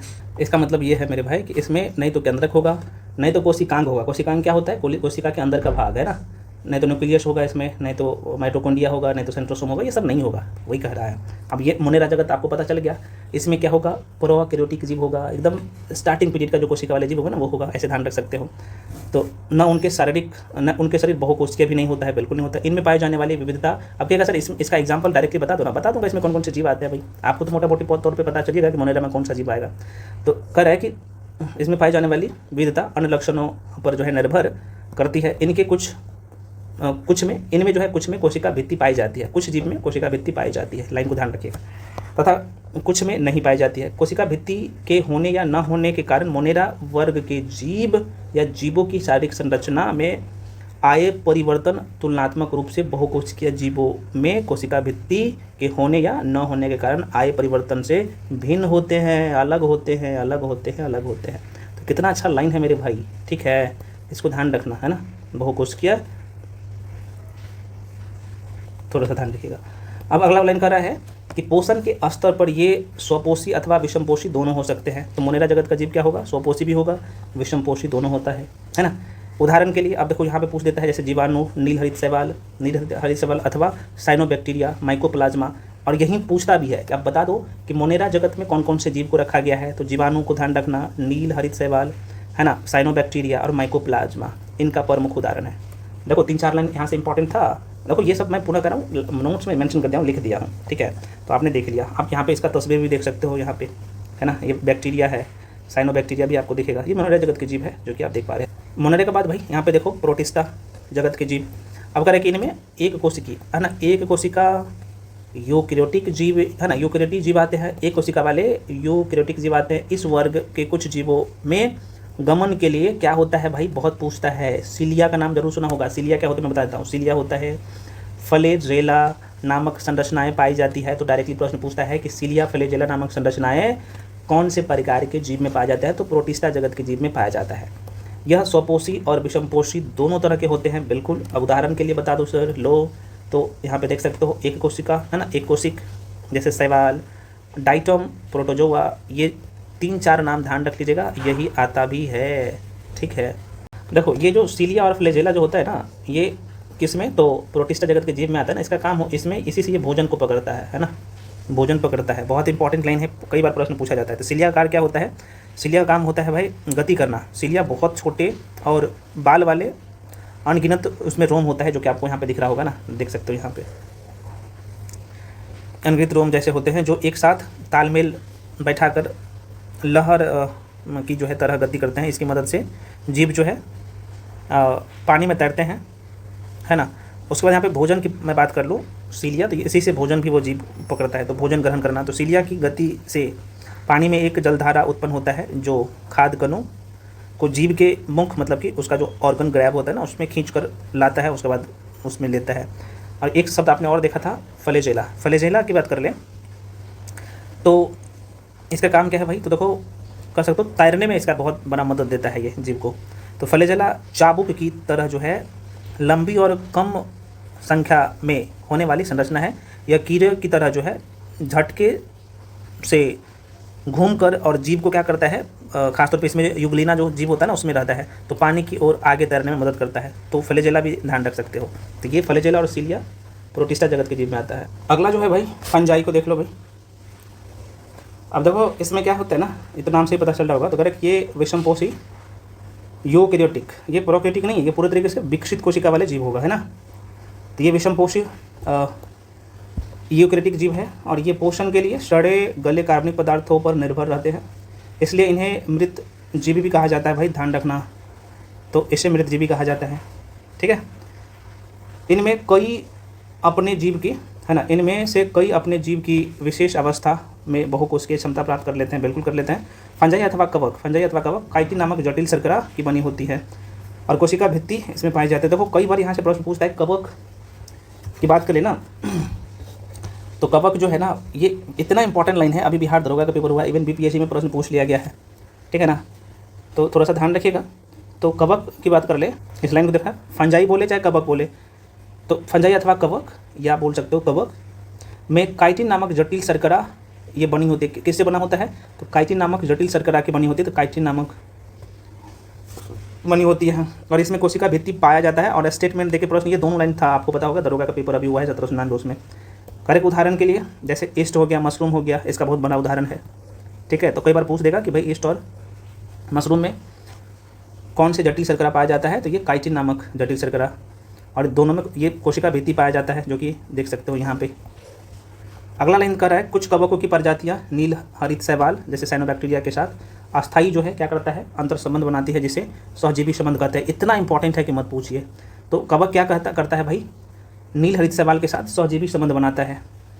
ठीक है ना, ये कई बार पूछा गया है। ऐसे सहजीवी को लाइकेन कहा जाता है। भाई क्या कहा जाता है, लाइकेन कहा जाता है। लाइकेन अक्सर पेड़ों की छाल पर रंगीन धब्बों के रूप में दिखाई देते हैं। अब देखो यहाँ से ना कई बार प्रश्न पूछा गया, ध्यान रखना। क्योंकि शैवाल का घटक क्या है भाई, शैवाल का क्या घटक है, मतलब शैवाल क्या प्रदान करता है कवक को, या कवक शैवाल को क्या देता है। तो ध्यान रखना, शैवाल हरे रंग का होता है, आपको पता है शैवाल हरे रंग का होता है। शैवाल हरे रंग के होते हैं, इनमें क्लोरोफिल पाया जाएगा, तो हरे रंग का होगा तो क्लोरोफिल होगा। तो ये प्रकाश संश्लेषण द्वारा अपने लिए कवक के, दोबारा सुनिए, ये प्रकाश संश्लेषण द्वारा अपने और कवक के लिए भोजन का निर्माण, मतलब शर्करा और कार्बोहाइड्रेट का निर्माण करता है शैवाल। बदले में कवक क्या करता है, तो कवक स्वयं अपना भोजन नहीं बना सकता है, कवक स्वयं अपना भोजन नहीं बना सकता है, लेकिन यह शैवाल को क्या करता है भाई, रहने के लिए आवास देता है कि भाई शैवाल तुम मेरे पास आओ। कवक बोलता है शैवाल को कि भाई तुम मेरे पास आओ, हम तुमको रहने का जगह देंगे, और तुम हमको, कवक बोलता है शैवाल से कि भाई आप हमको क्लोरोफिल देना भाई, मतलब कि प्रकाश संश्लेषण के द्वारा जैसे बात है, इसमें क्लोरोफिल पाया जाएगा तो ये भोजन बना सकता है। तो अब जगह इसको मिल गया तो भोजन बना सकता है। ठीक है, तो कवक स्वयं अपना भोजन नहीं बना सकता है, लेकिन यह शैवाल को आवास, मतलब रहने का जगह प्रदान करता है। इसके अलावा कवक अपने कवक जंतुओं के जरिए पर्यावरण से जल और आवश्यक खनिज लवण को भी सोंककर शैवाल को पहुंचाता है। ठीक है, जैसे हम लोग कहते हैं ना, शैवाल भोजन देता है, बदले में कवक जो है सुरक्षा प्रदान करता है, खनिज लवण देता है शैवाल को। ऐसे ध्यान रख सकते हो। तो कितना सहजीवी, इसी को हम लोग कहते हैं सहजीवी संबंध, और ये कई बार प्रश्न पूछा गया है। ठीक है ना, तो रखिएगा ध्यान। अगला मेरे भाई है आपके सामने प्लांटी, इसे देख लो, चौथा है ये। तो इस वर्ग में जो है कोशिका भित्ति वाले बहुकोशिकीय यूकैरियोटिक जीव आते हैं। ये स्वपोषी होते हैं और प्रकाश संश्लेषण के लिए क्लोरोफिल का प्रयोग करते हैं। ये प्लांटी वाला वो होगा ही, जैसे ना नाम से पता चला होगा, पेड़ पौधे इसी में पाया जाता है। सभी पेड़ पौधे इसी वर्ग में आते हैं। कहना कि चूँकि पौधे और जंतु सर्वाधिक दृष्टिगोचर होते हैं, अतः इन उपवर्गों की चर्चा बाद में, कहना कि 7.4 में करेंगे। ये जीवधारी है भाई, यहाँ पे देखो जीवधारी है, तो जीवधारी में प्रोकैरियोटिक जीव होगा जिसमें अविकसित कोशिका होगा, है ना। ये पूरी तरीके से विकसित कोशिका वाले जीव नहीं होते हैं। यूकैरियोटिक में एक कोशिकीय जीव भी होता है, बहुकोशिकीय जीव भी होता है। इसमें प्रोटिस्टा आता है ना, तो ये थोड़ा सा ध्यान रखना। एक कोशिकीय में क्या प्रोटिस्टा जीव आते हैं, अभी हमको बताया ना प्रोटिस्टा। बहुकोशिकीय में जो है कोशिका भित्ति सहित और कोशिका भित्ति रहित, किसी में कोशिका भित्ति पाया जाता है, किसी में कोशिका भित्ति नहीं पाया जाएगा।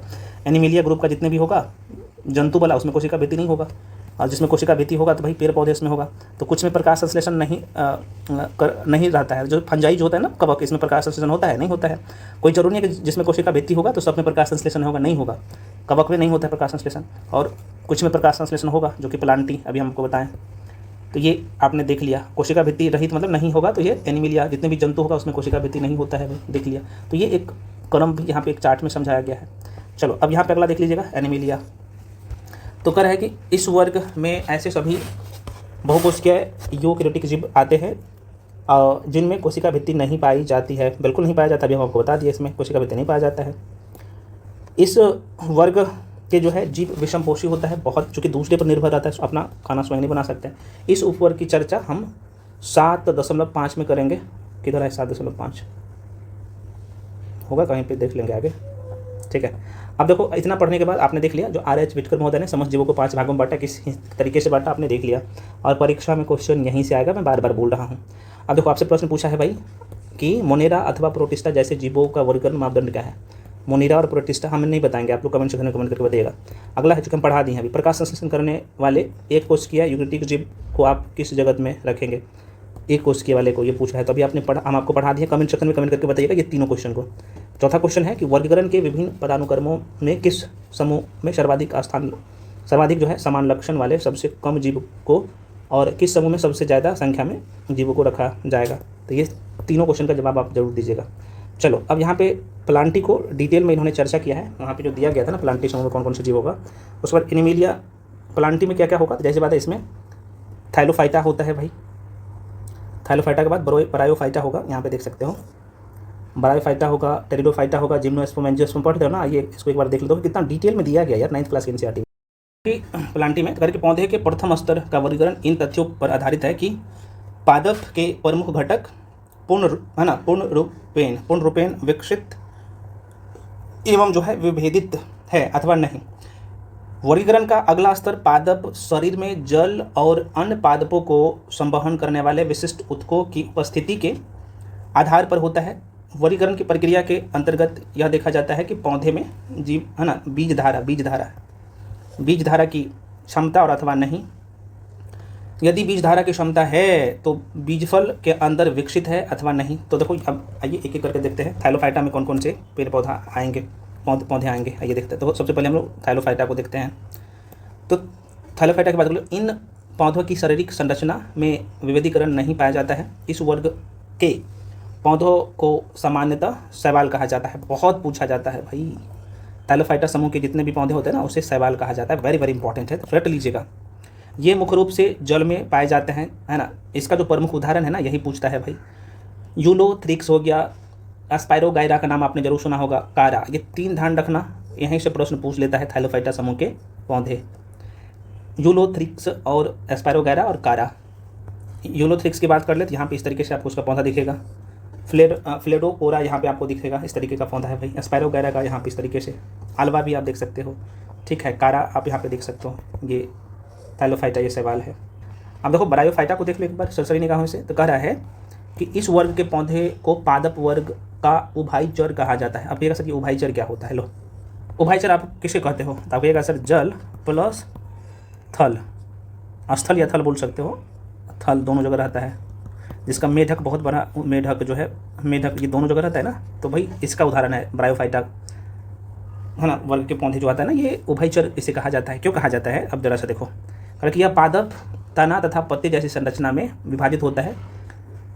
इसमें पादप शरीर के एक भाग से दूसरे भाग तक जल तथा दूसरी चीज़ों के संवहन के लिए विशिष्ट ऊतक नहीं पाए जाते इसमें। उदाहरण के लिए मॉस हो गया, ध्यान रखना ये ब्रायोफाइटा का है। मॉस हो गया, जैसे हम लोग फ्यूनेरिया कहते हैं। और दूसरा यहाँ पे मार्केसिया, नाम जरूर सुना होगा, नहीं सुना है तो यहाँ पे देख लो, ये इसका बहुत बढ़िया एग्जाम्पल है, ठीक है ना। यहाँ पे देख सकते हो मार्केसिया आपको दिखेगा, फ्यूनेरिया आपको दिखेगा, एक और आपको देखा रिक्सिया, ये इसका है भाई ब्रायोफाइटा का उदाहरण है। अगला जो है मेरे भाई टेरिडोफाइटा देख लो। कह रहा है कि इस वर्ग के पौधे का शरीर जड़, तना और पत्ती में विभाजित होता है। इन में शरीर की एक भाग से दूसरे भाग तक जल जाता है और अन्य पदार्थों का संवहन के लिए संवहन ऊतक भी पाए जाते हैं। संवहनी ऊतक इसमें पाया जाता है, ध्यान रखिएगा। उदाहरण के लिए जैसे मेर्सिलिया हो गया, फर्न हो गया, हर्स टील हो गया, इसका बहुत बढ़िया उदाहरण है। देखो थाइलोफाइटा, ब्रायोफाइटा और टेरिडोफाइटा में नग्न भ्रूण पाए जाते हैं, ये बहुत पूछता है ना। थाइलोफाइटा, ब्रायोफाइटा और टेरिडोफाइटा में नग्न भ्रूण पाए जाते हैं जिन्हें बीजाणु कहा जाता है। आप सबको पता है स्पोरे कहा जाता है, बीजाणु कहते हैं। वेरी वेरी इंपॉर्टेंट लाइन है। इन 3 समूह के पौधे में जो है ना, इनके जननांग अप्रत्यक्ष होते हैं तथा इनमें बीज उत्पन्न करने की क्षमता नहीं होता है भाई, बीज नहीं उत्पन्न कर सकता है ये। अतः ये क्रिप्टोगेम, अभी आप आगे में पढ़ोगे क्रिप्टोगेमी, हालांकि बहुत कार्य समय आपको पढ़ा है, नोट्स में है। तो क्रिप्टोगेम में देखो, क्रिप्टोगेम में क्या होता है, हम लोग व्हाट्सअप को चलाते हैं, वहाँ पे लिखता है ना वो इंड टू इंड जो है, इंड इनक्रिप्टेड लिखा हुआ था ना भाई। क्रिप्टोगेम है मतलब कि इसमें कह सकते हो कि बीज उत्पन्न करने की क्षमता नहीं होता है, तो बीज नहीं होगा क्रिप्टोगेमी पौधा में। दूसरी ओर वे पौधे जिनमें जनन ऊतक पूर्ण विकसित होते हैं एवं विभेदित होते हैं तथा जनन प्रक्रिया के पश्चात बीज उत्पन्न करते हैं, उसे हम लोग फेंड्रोगेम कहते हैं। देखो यहाँ पे 2 लाइन आपको मिल गया। एक तो क्रिप्टोगेम पौधा किसे कहोगे? जिसमें बीज उत्पन्न करने की क्षमता नहीं होगा।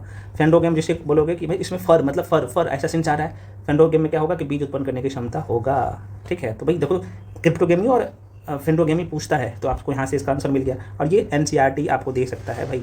चलो लो, अब यहाँ पे ये जो पौधा का नाम था मार्सिलिया फर्न, जाहिर सी बात इसमें बीज नहीं होता है ना।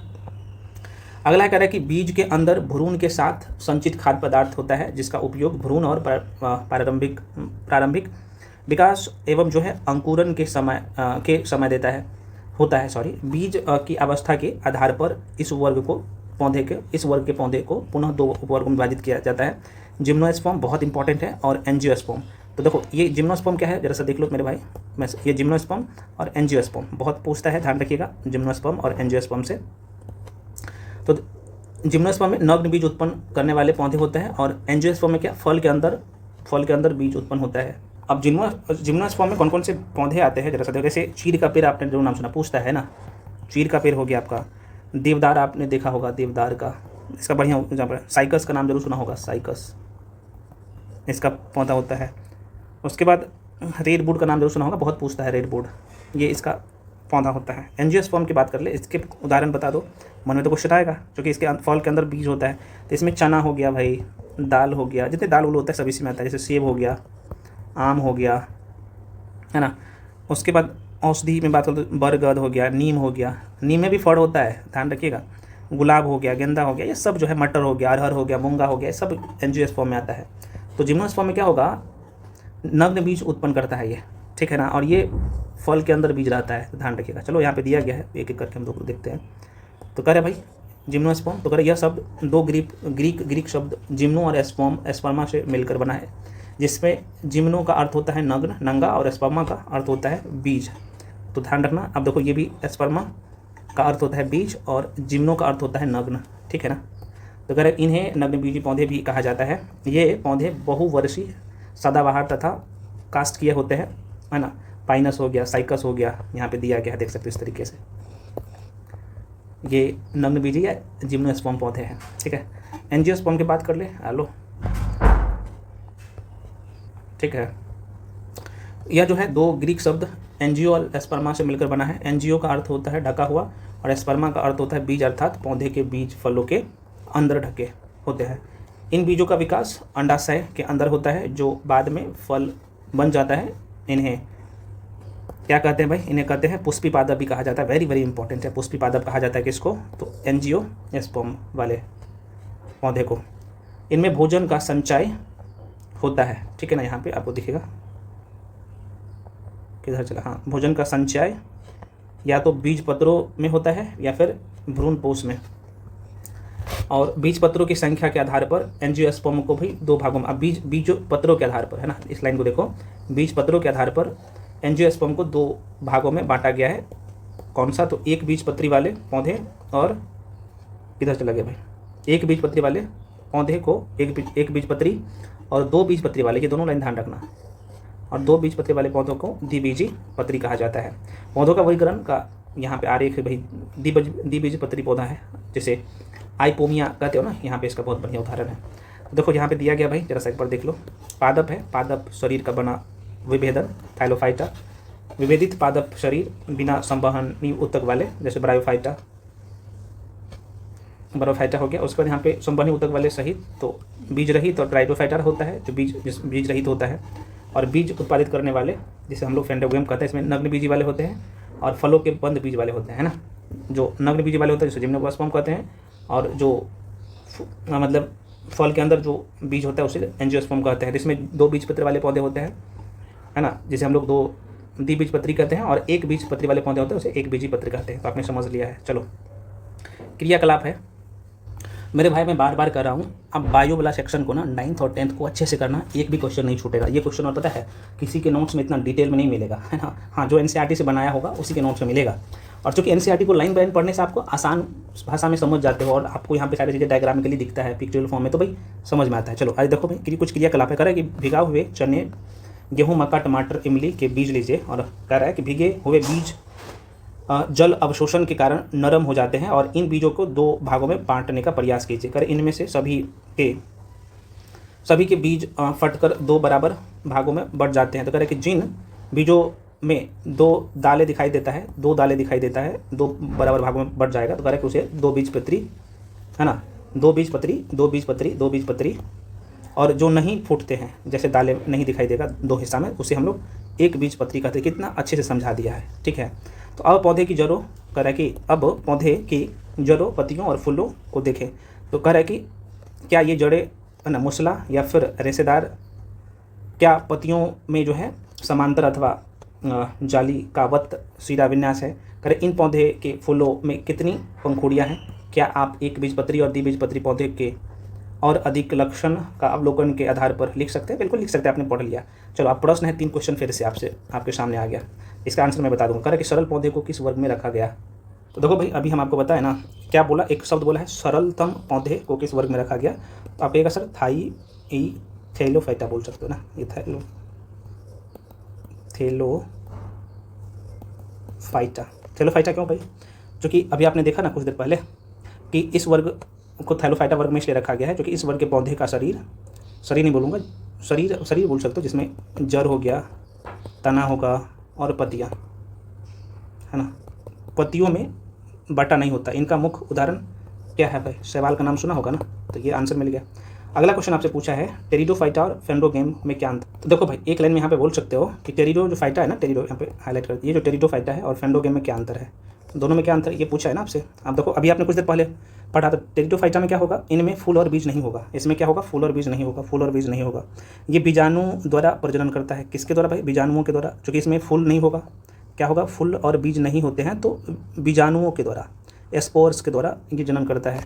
फेंडोगेम में क्या होता है, इसमें फूल और बीज दोनों विकसित होते हैं और ये बीजों के माध्यम से वंश को आगे बढ़ाते हैं। अगर यहीं पे और कुछ बात बोल दो तो आप बोल सकते हो इसमें प्रजनन अंग जो है अप्रकट या अस्पष्ट होता है। क्रिप्टोगेम का नाम अभी आपने जरूर सुना होगा। इसमें क्या होता है फेंडोगेम में, तो इसके प्रजनन अंग पूरी तरह से विकसित और अस्पष्ट होता है, इसलिए इसे फेंडोगेम कहते हैं। अब इसमें टेरिडोफाइटा की बात कर ले भाई, इसमें जल और भोजन का परिवहन के लिए जाइलम और फ्लोएम पाए जाते हैं, जो कि आगे देखेंगे जाइलम और फ्लोएम पाया जाता है।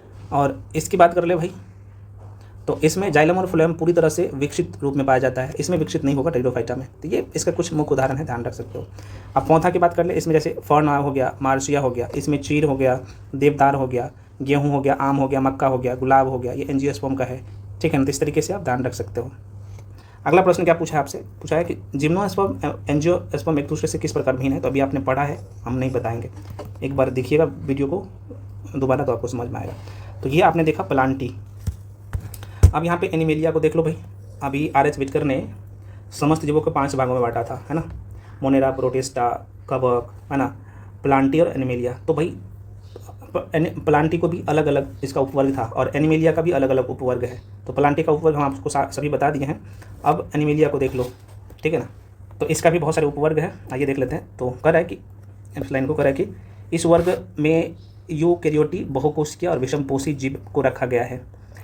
इनकी कोशिकाओं में कोशिका भित्ति नहीं पाई जाती है, बिल्कुल नहीं पाया जाता है। कोशिका भित्ति सिर्फ पेड़ पौधे में पाया जाता है या प्लांटिक ग्रुप का जो भी था जीव उसमें पाया जाता है। अधिकतर जंतु, है ना, चलायाम होते हैं भाई। इसका शरीर एकदम गति करता है। शारीरिक संरचना और विविधीकरण के आधार पर इनका आगे वर्गीकरण किया गया है। तो पहले पोरीफेरा बहुत पूछता है, पोरीफेरा समूह में कौन से जीव आता है ये पूछता है। तो कह रहा है कि पोरीफेरा का अर्थ होता है छिद्रयुक्त जीवधारी, छिद्रयुक्त भाई। इनके जीव में क्या होगा ना, इनके जो भी जीव होगा इसका एकदम छिद्र होगा उसके शरीर पे। छिद्रयुक्त का मतलब होगा छिद्र इसमें होगा, ठीक है। तो ये अचल जीव है जो किसी आधार पर जो है चिपके रहते हैं और इनके पूरे शरीर में जो है अनेक छिद्र पाए जाते हैं। ये छिद्र शरीर में उपस्थित नाल प्रणाली से जुड़े होते हैं और जिसके माध्यम से शरीर में जो है जल, ऑक्सीजन और भोज्य पदार्थों का संचरण होता है और इनका शरीर कठोर आवरण अथवा बाह्य कंकाल से ढका होता है, ठीक है। और इनकी शारीरिक संरचना अत्यंत सरल होती है, जिनमें ऊतक टिश्यू का विभेदन नहीं होता है और इन्हें सामान्यतः जैसे स्पंज के नाम से जाना जाता है, ठीक है, जो बहुधा समुद्री आवास में पाए जाते हैं। उदाहरण के लिए जैसे अस्काइन हो गया, यूप्लेक्टेला स्पॉन्जिला, इसका बहुत बढ़िया उदाहरण है, ठीक है। तो ध्यान रखिएगा थोड़ा सा, चित्र संख्या आप देखो। यूप्लेक्टेला हो गया, साइकोन हो गया, इसकी जो है इसके शरीर के ऊपर एकदम छोटा छोटा छिद्र रहता है, ठीक। उसका ध्यान स्पॉन्जिला बहुत बढ़िया उदाहरण है, ठीक है, पोरीफेरा का। अगला है यहाँ पे, इसका नाम है सिलेंट्रेटा नाम है इसका, माफ़ी चाहता हूँ। सिलेंट्रेटा इसे हम लोग कई हम बोलचाल में सिलेंट्रेटा भी बोल सकते हैं। सिलेंट्रेटा इसका नाम है। यह जो है जलीय जंतु है। इनका शारीरिक संगठन उत्कीय स्तर का होता है। इनमें एक जो है देह गुहा पाई जाती है और इनका शारीरिक कोशिका को 2 परतों में, आंतरिक और बाह्य परत का बना होता है। इनकी कुछ जातियाँ समूह में रहती है, जैसे कोरल हो गया, कुछ एकाकी होती है। इसका प्रमुख जो उदाहरण है जैसे हाइड्रा हो गया, हाइड्रा समुद्री एनीमोन, जेलीफिश, इसका बहुत बढ़िया एग्जाम्पल है, ठीक है ना। आपको हाइड्रा दिखेगा, ये इसी का है। समुद्री एनीमोन हो गया, तो ये इसका बहुत बढ़िया एग्जाम्पल है। उसके बाद अगला देख लो भाई। अगला है प्लेंटी हेलमेंथेज। प्लेंटी हेल्मिंथेज की बात कर ले तो देखो इसमें क्या है ना, ये पूर्व वर्णित वर्गों की अपेक्षा इस वर्ग के जंतुओं की शारीरिक संरचना अधिक जटिल होती है और इनका शारीरिक पार्श्वमित, एक मिनट, इनका शरीर जो है ना, इसका हालांकि पूरा जो नाम है ना तोड़ के पढ़ोगे फिर होगा, द्विपार्श्व सममित होता है ये।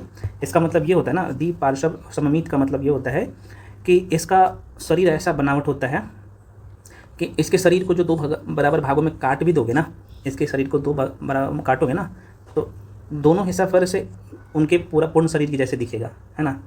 तो प्लेटे हेल्मिंथेस वर्ग के जीव का शरीर ऐसा ही होता है, मतलब उनके शरीर को बीच से काटो तो आपको दो समान दर्पण प्रतिबिंब के हिस्से रहता है ना, वैसा ही आपको दिखेगा, ये कह रहा है। कोई बात नहीं, आगे हम लोग चर्चा करेंगे। अर्थात शरीर के दाएं और बाएं भाग की संरचना समान होती है और इनका शरीर त्रिकोरक होता है, अर्थात इनका ऊतक विभेदन 3 कोशिकीय स्तरों से हुआ है। कह रहा है कि इससे शरीर की बाह्य तथा आंतरिक दोनों प्रकार के स्तर बनते हैं और इनमें कुछ अंग भी बनते हैं। इनमें वास्तविक जो है गुहा का अभाव होता है, वास्तविक गुहा नहीं होता है, उसका अभाव होता है, जिसमें सुविकसित अंग व्यवस्थित जो है हो सके। इनका शरीर पृष्ठधारी तथा चपटा होता है और इसलिए इन्हें चपटे या कृमि भी कहा जाता है। क्या कहा जाता है भाई? चपटे और कृमि भी कहा जाता है। इनमें बहुत इंपॉर्टेंट है, इनमें जो है प्लेनेरिया जैसे कुछ जो है स्वच्छंद जंतु और लीवर फ्लूक जैसे परजीवी होते हैं। इसके उदाहरण जो है यहाँ पे आपको दिखेगा, यहाँ पे, ठीक है ना, यहाँ पे इसके उदाहरण दिखेगा आपको। टेपवर्म इसका बहुत बढ़िया, टेपवर्म से रहता है। लीवर फ्लूक होगा आपका, फ्लेनेरिया इसका बहुत बढ़िया एग्जाम्पल है। इसका मुंह देख रहे हो कैसा है, और फेरिक्स यहाँ पे इसका है, आँख इसका एकदम ऊपर में है, ठीक इस तरीके से आपको दिखेगा। चलो अगला है भाई नीमेटोडा की बात कर ले, जो कि प्लांट ये एनिमेलिया वर्ग को अलग अलग उपवर्ग में बांटा गया ना, वो हम आपको बता। तो देखो ये जो है त्रिकोरक जंतु है तथा इनमें भी पार्श्व सममिति पाई जाती है, लेकिन इनका शरीर चपटा न होकर बेलनाकार होता है। इनके देह गुहा, देखो भाई, अच्छा देह गुहा एक शब्द आपको यहाँ पे दिखेगा, है ना, देह गुहा।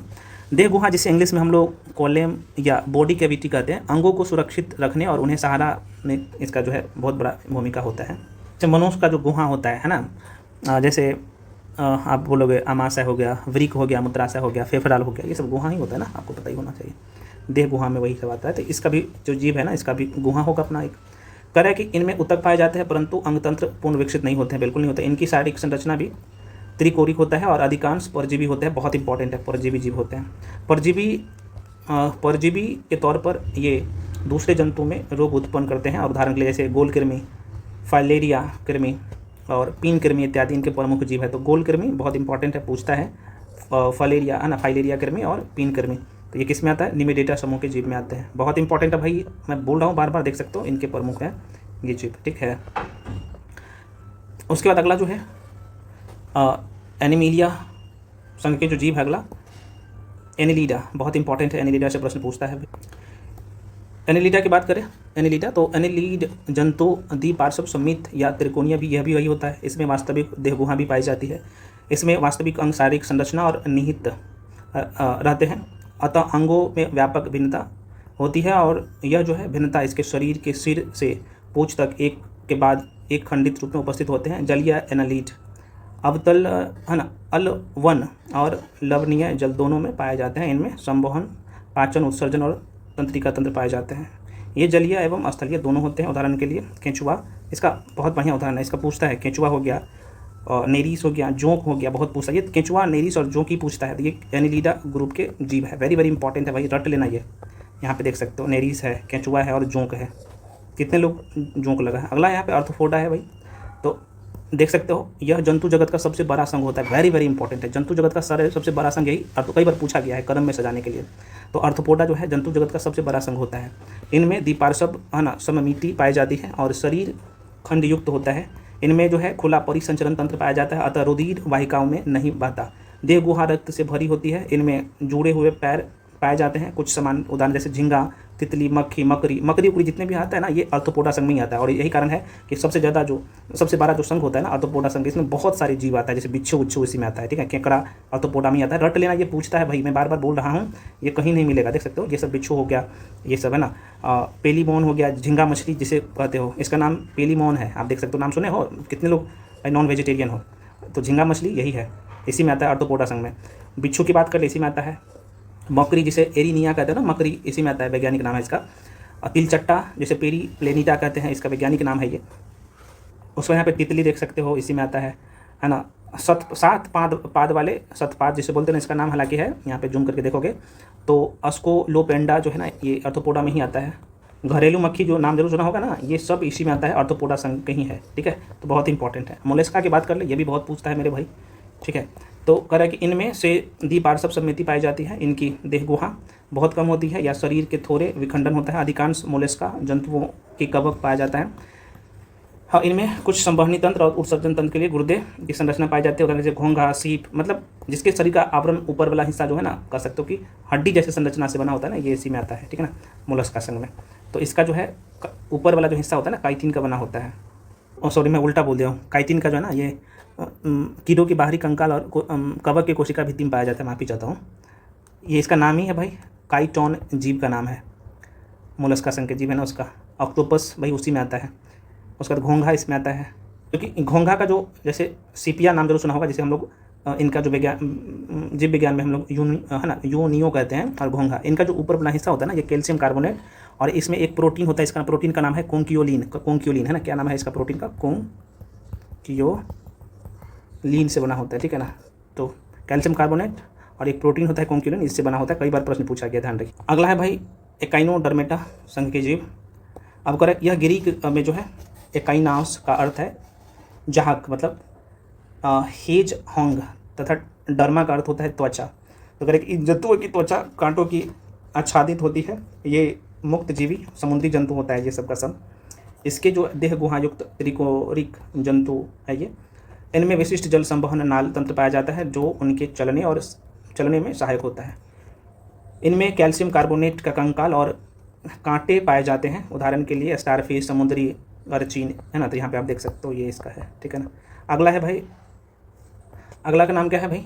प्रोटोकार्डेटा। ये द्विपार्श्व समेत है ना, और द्विपार्श्व सममित त्रिकोरिक और देह गुहायुक्त जंतु है।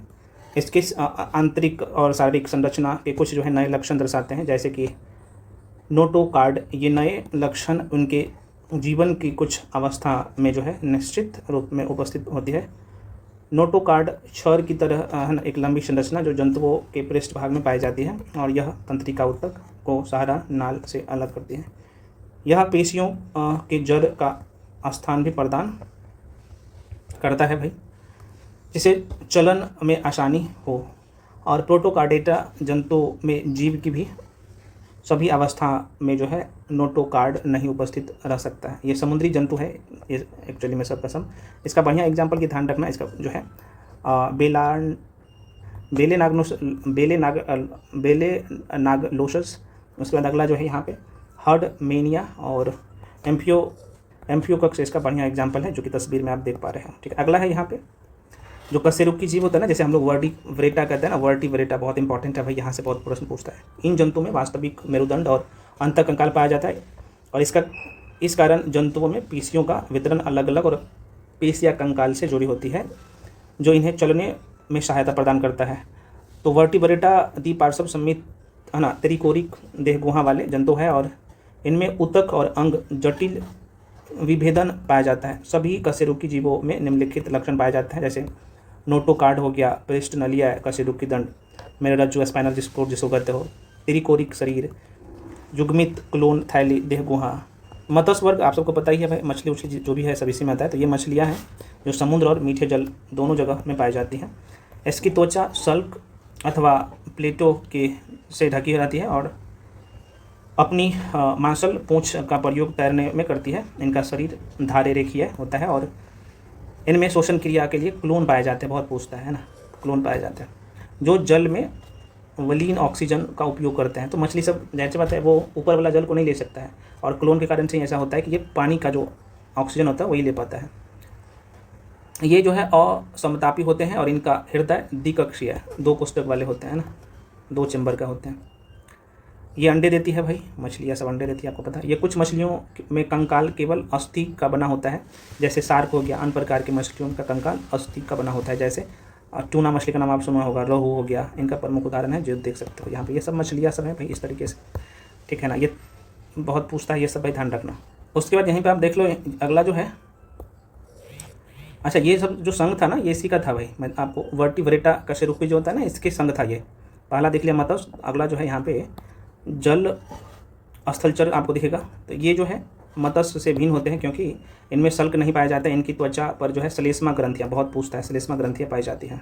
ठीक है, ये हृदय त्रिकक्षीय होता है, इसका 3 चैम्बर वाले होता है, और बाह्य कंकाल नहीं होता इसका, ब्रिक पाया जाता है, इसमें किडनी पाया जाता है, शोषण क्लोन अथवा फेफड़ों द्वारा होता है इसका, और ये अंडे देने वाले जंतु है, ये जल और स्थल दोनों जगह रहते हैं। उदाहरण के लिए मेढक इसका बहुत बढ़िया उदाहरण है। ठीक है, सेलामेंडर टोड हो गया, ये इसी का उदाहरण है, जल स्थलचर जैसे बोलते हो, एम्फीबिया इंग्लिश में बोल सकते हो उसको। यहाँ पे इसका बढ़िया एग्जाम्पल है, देख सकते हो। अगला यहाँ पे है सरीसृप, बहुत इंपॉर्टेंट है भाई।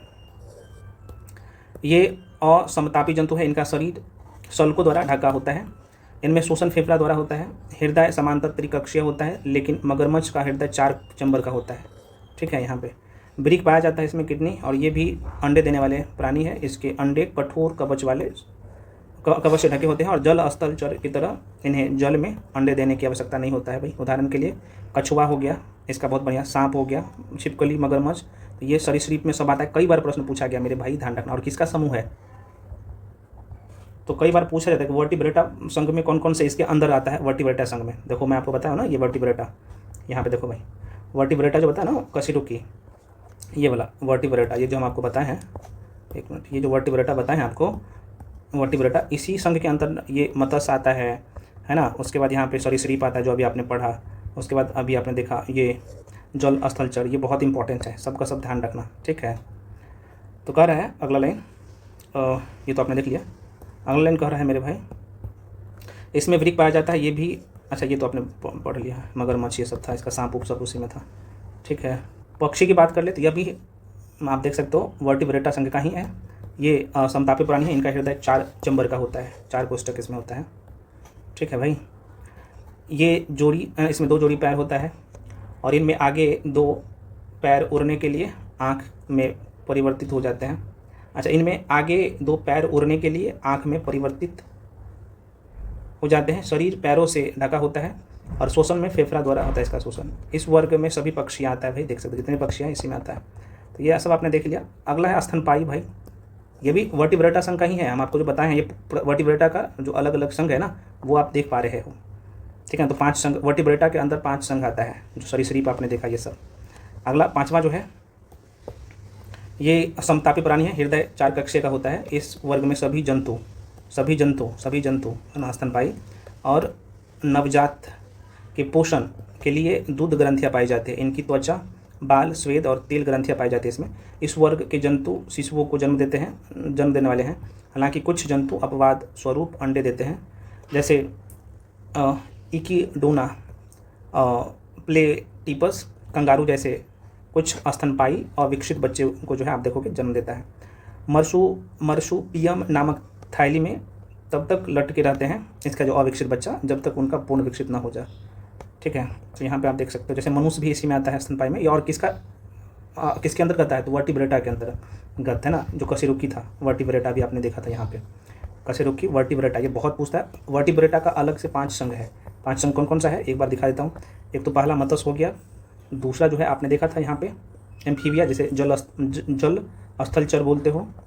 उसके बाद यहाँ पे तीसरा जो था सरीसृप, चौथा पक्षी था, और 5वां जो आपने देखा जिसमें मनुष्य सब आ जाता है ना, ये देख सकते हो ये था।